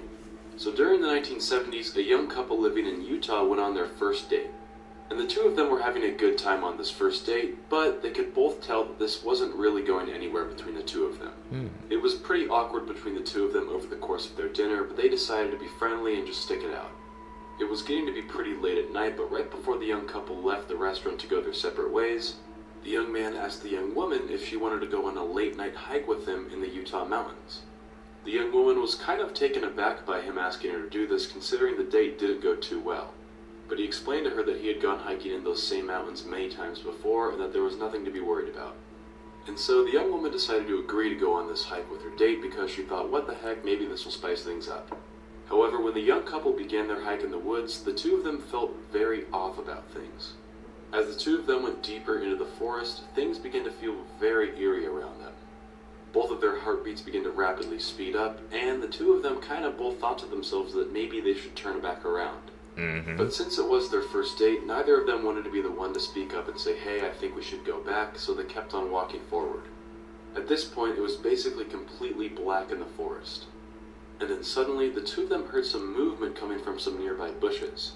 And it was right at this point when the man stepped on something soft and squishy that was very different from the rest of the trail. And it was right at this point where the two of them just felt like they should get out of there, so they both left. Ironically, this scary experience in the woods led the young couple to become closer, and eventually, a few years later, they got married. 10 years later, the married couple was making breakfast one morning while watching the news. And on the news this particular morning, they were interviewing a serial killer a couple days before he was sentenced to be put to death. And one of the questions that they asked him was if there was ever a time where he was almost caught years before he was actually caught by police. And surprisingly, the murderer said, well, yeah, there actually was this time where I was nearly caught in the woods. He went on to say that about 10 years ago, he was in the mountains of Utah trying to dispose one of his victims in the woods, when all of a sudden a young couple literally walked right into the crime scene. Damn. The killer said that the young man in the couple actually stepped on the body of his victim that he was trying to drag away into the woods. However, since it was so dark in the woods, the young couple couldn't really see their surroundings, so they just kind of turned around and left being spooked. The serial killer that the young couple unknowingly caught in the act was Ted Bundy. Man, trust your gut, boy. Your feelings. It won't lead you wrong. Because something was up, hit the deuces, they was gone. Brought them close and they got married. You were offered $9 million, but you had to unalive your best friend. In 2019, 22-year-old Denali Bremer from Anchorage, Alaska, had met a guy online named Tyler. Tyler was supposedly a millionaire from Kansas, and he fell madly in love with Denali after meeting her online. Tyler had promised Denali $9 million if she SA'd and unalived someone. If she were to videotape the crimes and send him photos of what happened, then the money would be hers. The two quickly formed a close bond, and within months, they began their plans. The thing was, Tyler was lying about who he was. You don't say. He was actually Darren Showmiller, and he wasn't a millionaire. He was just a regular guy living in Indiana.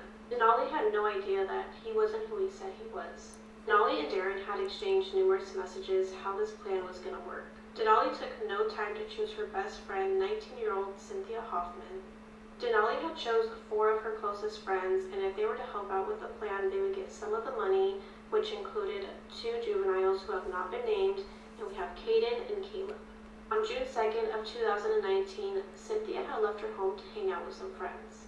She failed to return home, so her father tried to report her as missing, but when he went to the police, they said that he had to wait at least 24 hours. Denali had called Cynthia's dad throughout the night, telling him how she hoped that Cynthia was okay, and since they were best friends, Cynthia's dad did not find this strange at all. A few days later, Cynthia's body was found in a river. She had suffered a gunshot wound in the back of her head. Police had investigated her death and put together details pretty quickly. Denali was then brought into the station for questioning. Denali had mentioned to investigators that all the friends were playing a game where they all duct tape each other. Cynthia was first in the game and she immediately knew it wasn't a game anymore when Denali had retrieved a gun and pointed it at her. That is when Caleb had grabbed the gun from Denali and shot Cynthia in the back of the head. Denali was excited what she had did to her best friend, so she immediately called Darren, and that's when she knew that she was tricked. Denali had led detectives to the others who had participated, and they were arrested within a few days. In February of 2023, Denali had accepted a plea deal and will spend at least 30 years in prison. In August of 2023, Darren had pled guilty, and he will be sentenced at a later date. As for Caleb, in November of 2023, he pled guilty to second-degree murder, and he is expected to be in jail for... So I went on his other videos to look for an update, and then 3 days later, the flies are still there, and there's no context. Did this guy call the police? Did he let anyone know? This is crazy. She fell to death in front of her son while she was trying to take a selfie. This is absolutely heartbreaking what happened here, and honestly, no selfie is worth risking your life for. On the 30th of August, this absolute tragedy unfolded. Now, Elisabetta Guschina was a 45-year-old mum of two who happened to be celebrating her birthday in St. Petersburg. And she was a total adrenaline junkie. She loved doing like wild, crazy stunts. She loved extreme sports and just pushing the limits and doing crazy things. She actually decided to do a crazy bungee jump as like a birthday treat for herself. And honestly, this thing is like my worst nightmare. You could not pay me enough money to do that. But some people seem to just really enjoy doing this kind of stuff. And she did do the bungee jump that day. Her 22-year-old son was actually stood with her while she did the incredible leap. She was really, really brave. And she was actually taking a selfie after the fact, just to kind of like celebrate the occasion. Horrifically, when she tried to take a step backwards and take the selfie, she lost her footing, and I've seen it reported that like it was slightly slippy, and she fell off a 90-meter high platform. Now, I believe either her safety harness wasn't actually attached at that point, or it wasn't like set the right length in order to save her, and she ultimately hit the ground. Man, all for a selfie, bro? I don't think I ever go bungee jumping. See, did y'all go bungee jumping?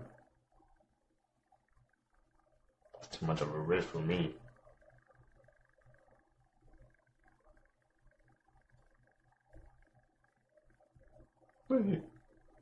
Bathroom again, bro. If you see a boy on a red tricycle, don't wave, don't smile, and whatever you do, never take the snow globes. It was late September, just after 9 p.m. I was walking home when I heard the squeak of a tricycle behind me. A boy, maybe 10 years old, rode past and stopped at the corner. Pale skin, messy black hair, old sweater. In the tricycle's basket were snow globes, maybe a dozen, no price, no sign. You want one? He asked quietly. I almost said no, but one globe caught my eye. It had a tiny house inside, my house. Same porch, same mailbox. Even the light in my bedroom window was on. I asked how he made it. He just smiled. They're always right. I gave him $1. He handed it to me and pedaled away without looking back. That night, I stared at the globe. The little light in the window flickered. Then, inside, I saw a tiny figure moving. It looked like me, sleeping. Around 3 a.m., I woke to a sound. The squeak of a tricycle right outside my window. I looked out. The boy's tricycle was there. When I turned back, I saw him. The boy was standing in the corner of my room, smiling. Hell no. Reality star Amy Slayton is facing drug and child endangerment charges after being arrested at a zoo in Tennessee. Officers were responding to reports of a customer allegedly being bitten by a camel, but were overtaken by suspicious odours coming from the guest's vehicle. Amy was arrested along with another man, and they're both facing charges of 2 counts of child endangerment and illegal possession of Schedule 1 and Schedule 6 drugs. She and her sister's weight loss journey have both been followed by TLC for 5 seasons, and Amy's welcomed 2 kids on the show. Officers have not shared any more details about the camel bite. Kendrick Johnson was a 17-year-old boy from Georgia. After not returning home from school, his mother reported him missing. His body was found upside down in a vertical rolled-up mat in the gym of his high school. It was assumed that Kendrick had been reaching for his gym shoes, which he kept inside the mat, and had gotten. Kendrick's family was not convinced, and they believed it was a covered-up murder. Kendrick's body was wider than the diameter of the mat, leading some to believe that he was rolled in it. The shoes Kendrick was wearing looked to be placed on top of him after his entry. There was also about an hour of footage missing from the school's security cameras. The family decides to do a second autopsy, but they find Kendrick's organs missing and his body filled with newspaper. Organs are never found, but the autopsy reveals there was blunt force trauma to his neck. The family believes that 2 fellow students murdered Kendrick, but the case is being covered up because of Kendrick's race and because of the police connections that the students had. But there has been insufficient evidence to prove this in a court. Was this a tragic accident or something more sinister? Nobody has been able to explain this creepy viral video. For the past 11 years, a man who runs a TikTok account by the name of Dude, My House is Haunted has been pretty confident that there has been some paranormal activity within his home. He claims that ever since his wife passed away, there have been some strange and unusual things going on. So eventually, he decided to leave cameras out and record what was happening and post it onto TikTok, which is the footage that you are about to see. In this video, you can see a chair seemingly moving on its own. It moves somewhat slowly until it suddenly is violently pulled into the corner by the kitchen. A mysterious, shadowy figure can be seen moving behind the chair, and then suddenly out of nowhere, the chair is thrown into the kitchen. Now, of course, we're not really sure what happened in this video, but I'm having a hard time coming up with an explanation for this one. That's cap, bro. You can tell. A prison officer from Birmingham has been sent to prison herself for having an intimate relationship with a prisoner. Shania Begum is 25 years old. She'd been working in HMP Birmingham since 2018. Now, the prison is Category B, which means that the prisoners aren't considered as dangerous as in a Category A prison, but they are still held to quite high security standards. At first, she was a respectable member of staff, until she began having an S relationship with an inmate in 2022. This was Joshua Mullings. Now, fellow prison officers had actually heard rumours and started to get suspicious about the pair's relationship. They knew that they needed hard evidence in order to do something about this. They therefore installed small security cameras into cupboards. Now, this actually did enable them to catch the pair engaging in S activity. On the 3rd of October 2022, she was arrested. Although she did express remorse for her actions, she was given a 16-month prison sentence herself. The mom who was walking her dog. She was a prison guard and she's a terrible prisoner, bro. Timeless story. How many stories I wonder, man, you've heard that never ends well. Dog and vanished into thin air in broad daylight has been missing for 6 days now. Here's everything we know so far. On Friday, the 27th of January, 45-year-old Nicola Bully parked her car at her daughter's primary school, St. Michael's on Wire. This was sometime before 9 a.m. and she dropped off her 6 and her 9-year-old at school, where she took her dog Willow on a walk just up the road. Now, at 9:01, it is reported she joined a Teams call for work on her phone. She didn't have the camera on or her microphone on, it was muted, but she was on the call. Now, at 9:15, she was seen walking east up the River Wire tow path, which, as you can see, is just up from the school. 9:15 in the morning, broad daylight. Then again at 9:20, she is also seen again by a man in his 70s who was walking a white fluffy dog. Now, this is where things get mysterious. At 10:15, her dog Willow was found loose. No lead, no harness, and it's reported he was really agitated when he was found, but crucially, the dog was not wet, indicating that at no point had he been in the river. Now, the witness who found the dog also found something crucial. Just up the tow path was a bench.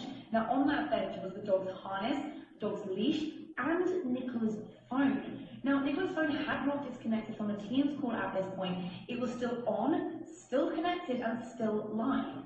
Where was Nicola?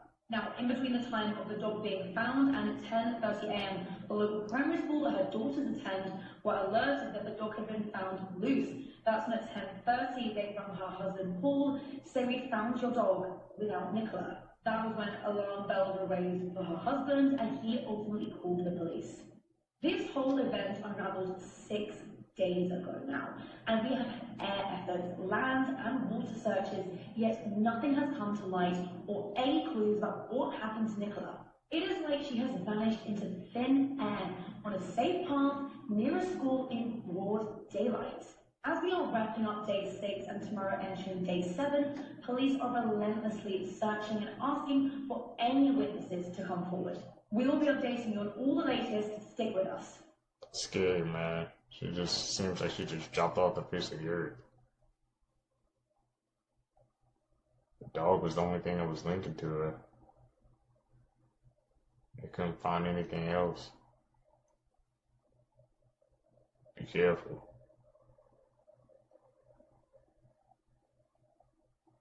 Where the hell he at? Guys, I have a shocking update on this case. I know a lot of you guys were really confused as to why this woman murdered her entire family after finding out her husband had cancer. I was confused. I kind of knew in the back of my mind there was something else going on because it didn't really make sense. So it turns out that Emily was in serious trouble for stealing money from her company. Apparently she stole over $660,000. She was the director of operations for a chicken wing company, and it's been said that since 2023 she had been transferring money from the company into her own account. She was under investigation, and her company stated that she had a meeting a week before she took the lives of her entire family. And this isn't Emily's first time getting caught stealing money. Apparently in 2016, when she was working at a pub, her and her boyfriend at the time, they stole around $11,000 from the pub, and she got fired. Now, does this justify taking out your entire family?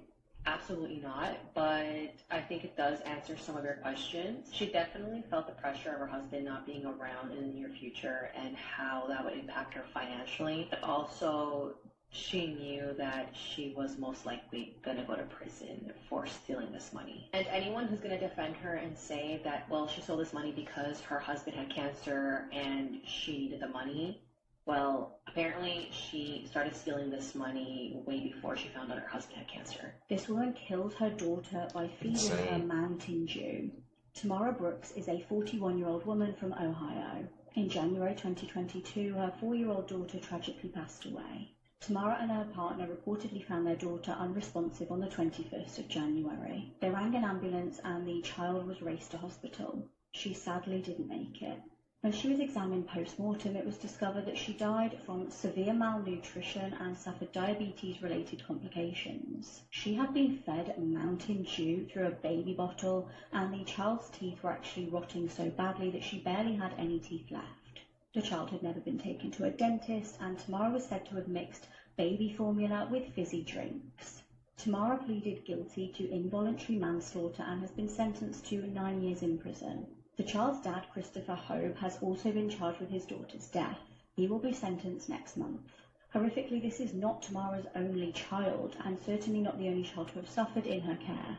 Her son fell into a coma when he was 4 years old from undiagnosed diabetes. Tamara then failed to take him to follow-up appointments with doctors. This man locked his head in the... Really? She found the 4-year-old daughter some Mountain Dew? What is wrong with people, man? The fact they said she had diabetes, you know how much sugar freaking Mountain Dew has? To quit smoking. Ibrahim Yücel from Turkey took such a drastic measure in 2013 after he saw his own father pass away from lung cancer. Ibrahim has been smoking 2 packs of cigarettes every day since he was 16, and all his other attempts to quit had failed. So this time he used copper wire to build a cage around his head that stopped him from physically putting a cigarette in his mouth. And to ensure he didn't cave, he gave the key to his family.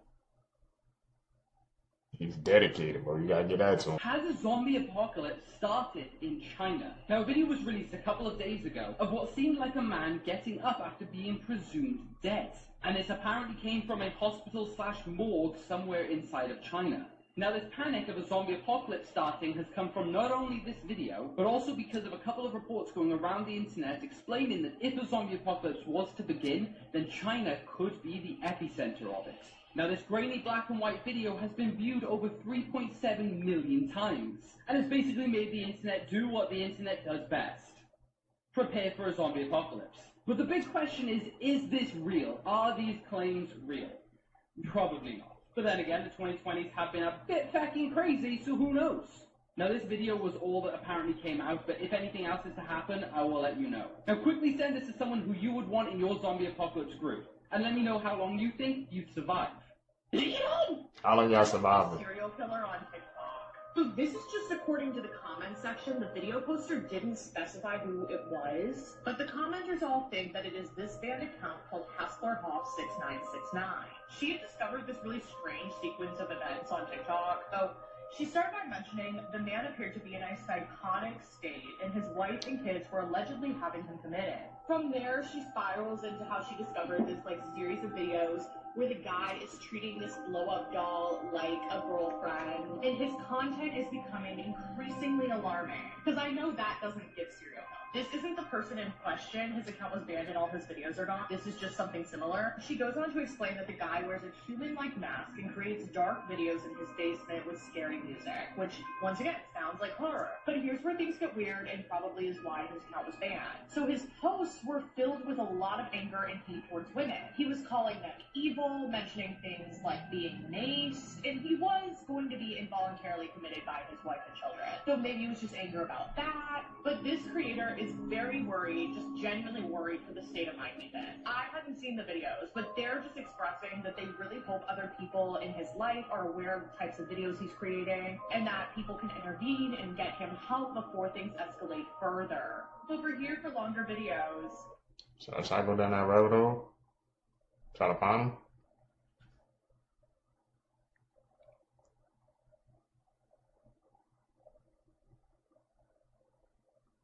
The light out. Where's he at? Why do people always be trying to do weird things in the dark, bro?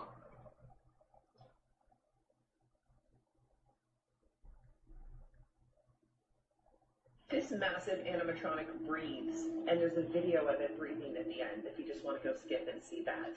It's 30 feet long or 10 meters long, and don't get me wrong, it's absolutely gorgeous. However, I would be terrified to go near this thing. Once again, my account is about megalophobia and creepy things that I find creepy. But yeah, this thing is absolutely massive. Look at it compared to those two people up there. Also, damn girl, for free? It's an installation that's in London this month, and I think it's going to be there next month too. Maybe I'll actually go look at it, because I am going to London next month. But it's in front of Somerset House, which is like an art kind of gallery place.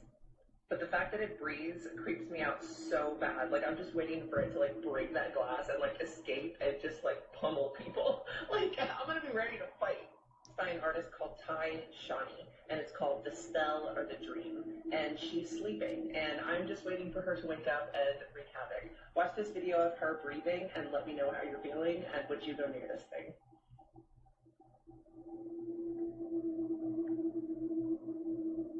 Are they really showing them breathing? Just inflating there? Some of you guys wanted more context on this case after I made this video, so don't worry, I read about this case so you don't have to. So this is Seth Welsh and Tatiana Fusari, and they're conservative Christian parents from Michigan who in 2018 let their 10-month-old daughter starve to death, and apparently didn't think there would be any consequences for that. In a pretty ridiculous 911 call, Tatiana called 911 at 10 a.m. the morning after she put her daughter down at 3:30 p.m., saying that she was unresponsive and she thought she was dead. But she also tells the 911 operator that she called her lawyer before calling the 911 operator, which is so sus. Also, who puts their baby down at 3:30 p.m. and doesn't check on them until 10 o'clock the next morning? Seth, the dad, also was notorious for believing in survival of the fittest. He didn't think that children should be vaccinated because he thought everyone that wasn't strong enough should die. And he apparently didn't think that his daughter would grow up to be strong enough to work on their farm and therefore wasn't feeding her. Tatiana knew something was wrong with her daughter, but she refused to call a doctor because she didn't trust the medical institution and for religious purposes. Anyways, both of them got life in prison, Seth without parole, and Tatiana has to do at least 25 years. Also, this is what their faces looked like when they found out that for starving a baby, you get life in prison. Look at this stupid face, bro. Grace Mullane was born on December 2nd, 1996. After she finished and graduated from the University of Lincoln, she decided that she now had time to travel the world and celebrate her hard work before committing to a full-time job. Grace traveled to 2 other countries before heading to New Zealand. On November 19th, 21-year-old Grace arrived to New Zealand, and 11 days later she reached the city of Auckland. She checked into a hostel on Queen where she shared her room with other travelers. On Saturday, December 1st, 2018, Grace left the hostel before 6 p.m. and headed to the city to meet with someone that she met on Tinder. Texts show that Grace wasn't sure whether to meet with this person. But after some more texting, she decided to go on this date with this man named Jesse Kempson. During the date, Grace was texting her friend telling her that she really liked this guy and that the date was going great. Surveillance shows Grace and Jesse meeting and heading to a restaurant. While at the restaurant, Grace got up to go to the bathroom and Jesse was seen searching through her purse. After 9:30 p.m. that night, both of them left the restaurant and headed down the street. The next day was December 2nd and Grace's 22nd birthday. Her friends and family were sending Grace birthday wishes, and oddly enough, Grace was not responding to anyone. Her parents contacted the Auckland police and reported her missing on December 5th. After police investigated Grace's whereabouts on December 1st, they found out that she met with Jesse Kempson. On December 5th, Jesse was asked to come to the station to answer some questions. Jesse told police that around 10 p.m. that night, him and Grace said their goodbyes and parted ways. After further investigating, police find out that Jesse lied, and surveillance shows both of them in the elevator making their way to Jesse's apartment. The morning after, Jesse is seen entering the hotel elevator alone. He left the hotel in the morning and went to buy a suitcase and cleaning supplies. Several hours later, Jesse is seen meeting with another woman who he matched with on Tinder. Later that night, Jesse is seen putting 2 suitcases on a trolley and putting it in his car. The next day, Jesse was seen on surveillance buying a shovel. Okay. On December 8th, Jesse was interviewed again, and now his story drastically changed. He now claimed that they went into his hotel room and started having sex, and that she asked him to hold her throat, and he then blacked out. He told police where he buried her body, and after an autopsy was done, they concluded that she was strangled. Jesse was sentenced to life in prison. What the hell is that? Launch Your Nightmares, Part 4. Researchers used AI deepfake technology to compile the faces of every serial killer into one man. Dude looks like a psychopath. If you look anything like that, you're probably a serial killer. Serial killer Ed Kemper was friends with the police officers who were investigating his murders. They all hung out at a bar together called the Jury Room. His nickname was Big Ed, and when he confessed to them, they thought it was a joke. Jeffrey Dahmer once made a drink laced with sleeping pills for a guest, but accidentally drank it himself. He later woke up to find that his soon-to-be victim had robbed him while he was sleeping. In 1906, a Moroccan murderer was sentenced to be walled up alive after he was found guilty of killing 36 women. His cries for help were heard for 2 days straight before he went silent. That's scary. Accused of slaughtering the 4 Idaho University students appears in court in shackles. His mother and sister arrived for the brief hearing arm in arm, their faces masked. His father, also wearing a mask, was a few steps behind them. When Bryan Kohberger entered the courtroom here in Pennsylvania, his eyes went directly to his family members seated in the front row, dad, mom, and 2 sisters, all holding tissues. Kohberger listened intently to the judge, even responding verbally with answers like, "Yes, I have," "Yes, I understand." Now, when he was led out of the courtroom, he did look back at his family and mouthed the words, "I love you." Kohberger will be flown back to Idaho to face justice, and that could happen as soon as tonight. Hey, how you doing? Public defender Jason Labar represented Kohberger. These are Serial Killers vs. Their Police Sketches, Part 1. Up first is Dennis Rader, also known as the BTK killer. Rader killed at least 10 people, and each time committing the murders by first binding and torturing the victims. Rader was actually the one to accidentally tip his own identity nearly 25 years after his crime. This is what his police sketch looked like. I don't think it looks like him at all. Next up is Ted Bundy. He is known as one of America's most infamous serial killers. He was responsible for at least 30 sexual assaults, kidnappings, and murders. Bundy was also known to escape police custody, which he did multiple times. This is what his police sketch looked like, and I don't know if it looks like him or if it doesn't. It don't. Those pictures did not match up at all. So let me tell you about the lady who was dead in her apartment for 2 years before anyone ever noticed. It was this lady named Joyce Vincent, right? She was from the United Kingdom. Not much is known about her death at all. Eventually, the London police department went to go and take back the apartment because she hadn't paid rent in 2 years. They were gonna go in and kick her out. She never came to the door, so they decided, okay, we're gonna get a key and we're just gonna come in and move your stuff out ourselves, right? So they opened the door, and when they walked in, it looked normal. I mean, it was pretty clean. It was some stuff in the house. There were presents that were unwrapped, like Christmas presents. This is in July. June, July, Yeah. They keep looking around, and they found her laying on the floor by her bed. But the worst part about that to me, right, is that Damn, I gotta find a part 2 to that. I'm telling you, people feared this man. Hi, my name is Ethan, and trigger warning, this is a dark case. Everyone knows Richard Ramirez and the crimes that he committed in 1984 to 1985. However, one thing that I did not know was how demonic he truly was. Reports stated that he had a hard drug addiction, and that is why he broke into homes and unalived individuals. But what was really interesting is not only did he have a fascination with drugs, but he also had a fascination with Satan. His method for unaliving people was very different, as each time was not the same. To give an example, he stomped a girl while she slept. He shocked another girl with an electrical cord, unaliving both. His fascination with Satanism was so strong that not only did he write symbols at every crime scene, but he also made some individuals swear to Satan before they took their last breath. Needless to say, he was sentenced to death in 1989 and then passed away in 2013 while in jail.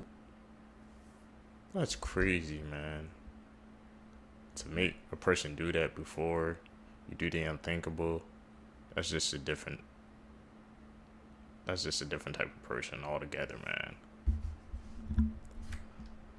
World was a dark place, man. Can be. This man lived with the body of his murdered girlfriend for days before he was arrested. The crazy thing was, he was completely innocent.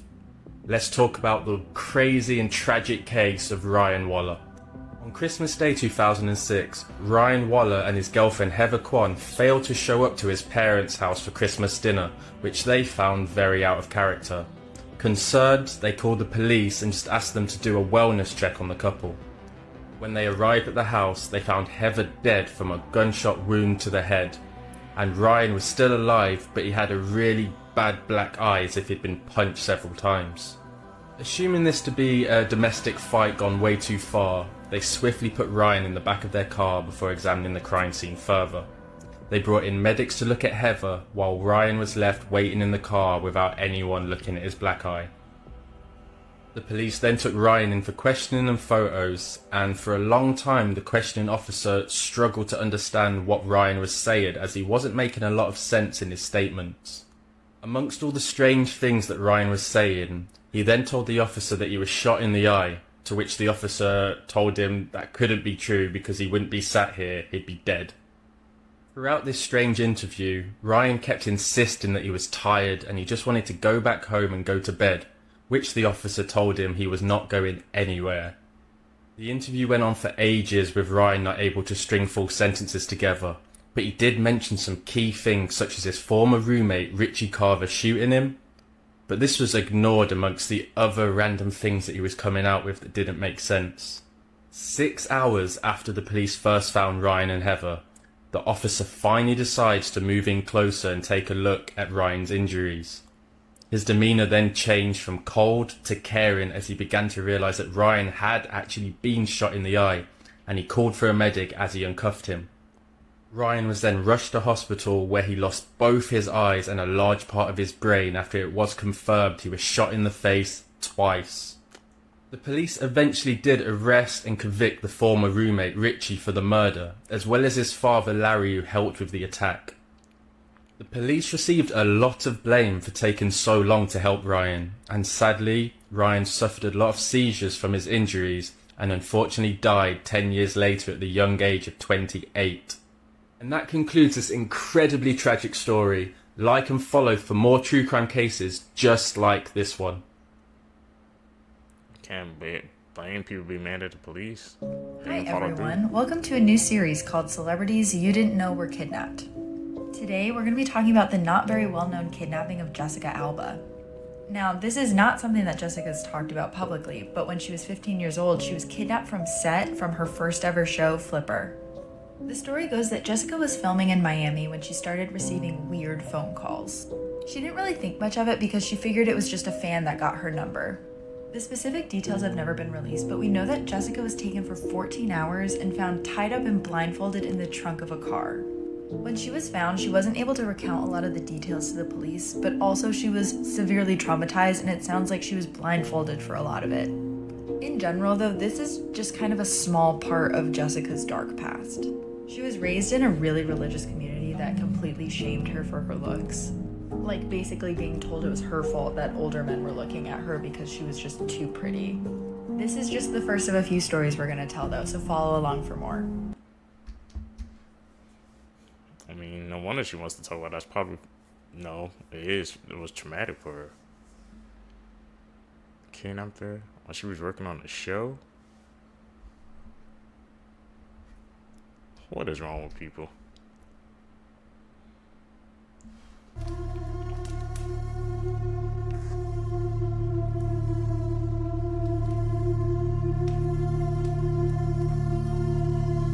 What you trying to pick up?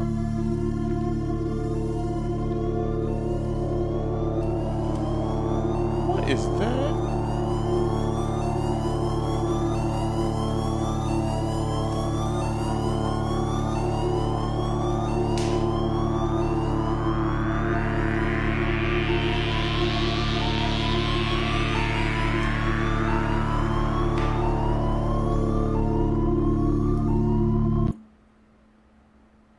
It looks like he was just freaking spazzing Is out. everyone dead? When you die, your brain is said to live on for 7 minutes and recreate your memories in a dreamlike state, flashing your entire life before you. Because time moves differently when we're awake than when we're asleep. 7 minutes can feel like 100 years. Stephen Hawking actually stated that if we find the God particle, the world could end in a day, and in 2012, we discovered it. What if the world did end in 2012, and we've been living in our consciousness? Could that be the reason why, ever since the year 2012, the world has gotten so much weirder? And maybe everyone is actually living in their consciousness, so...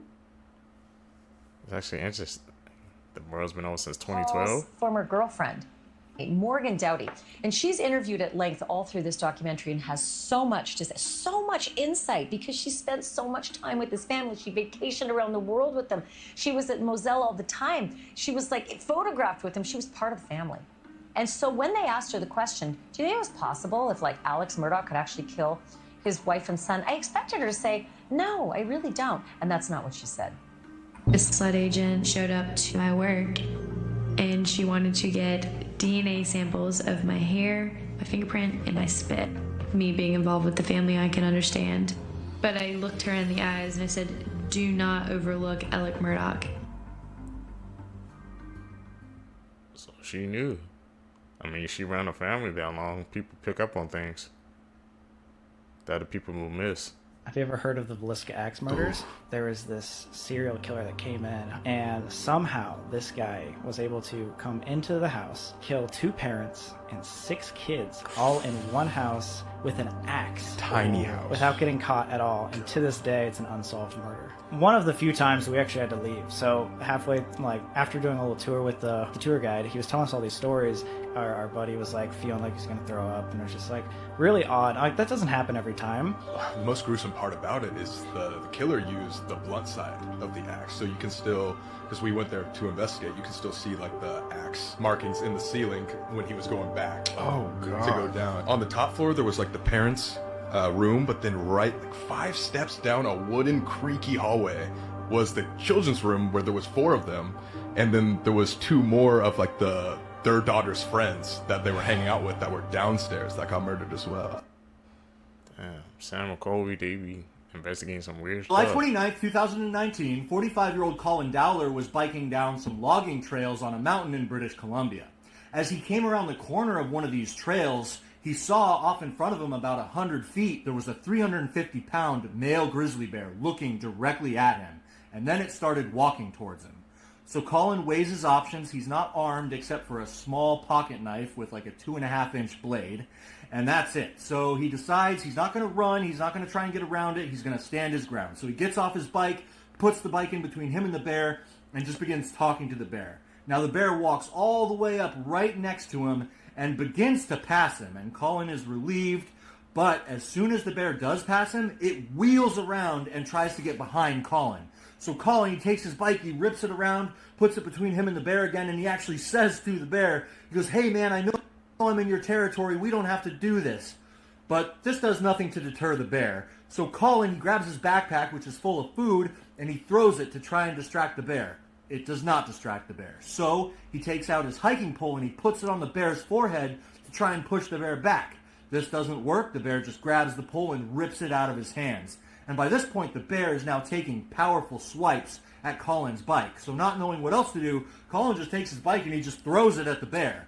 But the bear just immediately charges over the bike and it grabs Colin by the midsection in its mouth, right under the ribs on the left side. It lifts him up in the air and it just runs with Colin in its mouth like 40 or 50 feet off near a ditch where it slams him to the ground and then it jumps on top of him, pinning Colin to the ground with his body. Now Colin is trying to gouge its eyes out. This isn't working. He grabs its cheek, like its lips, and he's trying to like peel its lips back. This isn't doing anything. And then Colin realizes he's about to die a horrible death. He's looking down. He can see his side is ripped open. His kidney is showing. He can hear the bear's teeth grating against his femur bone as the bear is basically attempting to eat his thigh while he's alive. And Colin at this point just basically is thinking of his wife and his children and resigned to the fact he's about to die a horrible death when he remembers that 2.5-inch pocket knife he's got, and he knows it's his last shot. So he reaches in, he grabs it, and he jams it as hard as he can into this bear's neck. There's a gout of blood that washes over Colin out of the bear's neck, and the bear immediately lets go and just walks away. So Colin, not even able to believe that that just worked, he cuts himself a tourniquet, he tourniquets his leg, he bikes down to a logging camp where 5 loggers give him medical aid, they call him medevac, he's taken to a hospital, he is given immediate surgery, and doctors are able to save his life, and he would eventually make a near full recovery. He beat a grizzly bear with a pocket knife. Damn. That sounds something out of a movie. Like, they can legit make a movie about that. That's movie plot stuff right there, man. Man, that's insane. Could you guys survive that? Seekers, could you guys do that? Beat a grizzly bear with a pocket knife. I mean, he was in a bike. I would have tried to book it, man. I'm out. Seekers, if you guys made it with me to the end of the video, you're a true seeker seeking the truth. I really appreciate the support. Make sure you guys leave a thumbs up in this video. Also, comment down below. Don't forget to hit that post notification bell also so you always get notified when I upload my next videos. You guys are going to catch in the next one, man. I'm out. Peace, YouTube.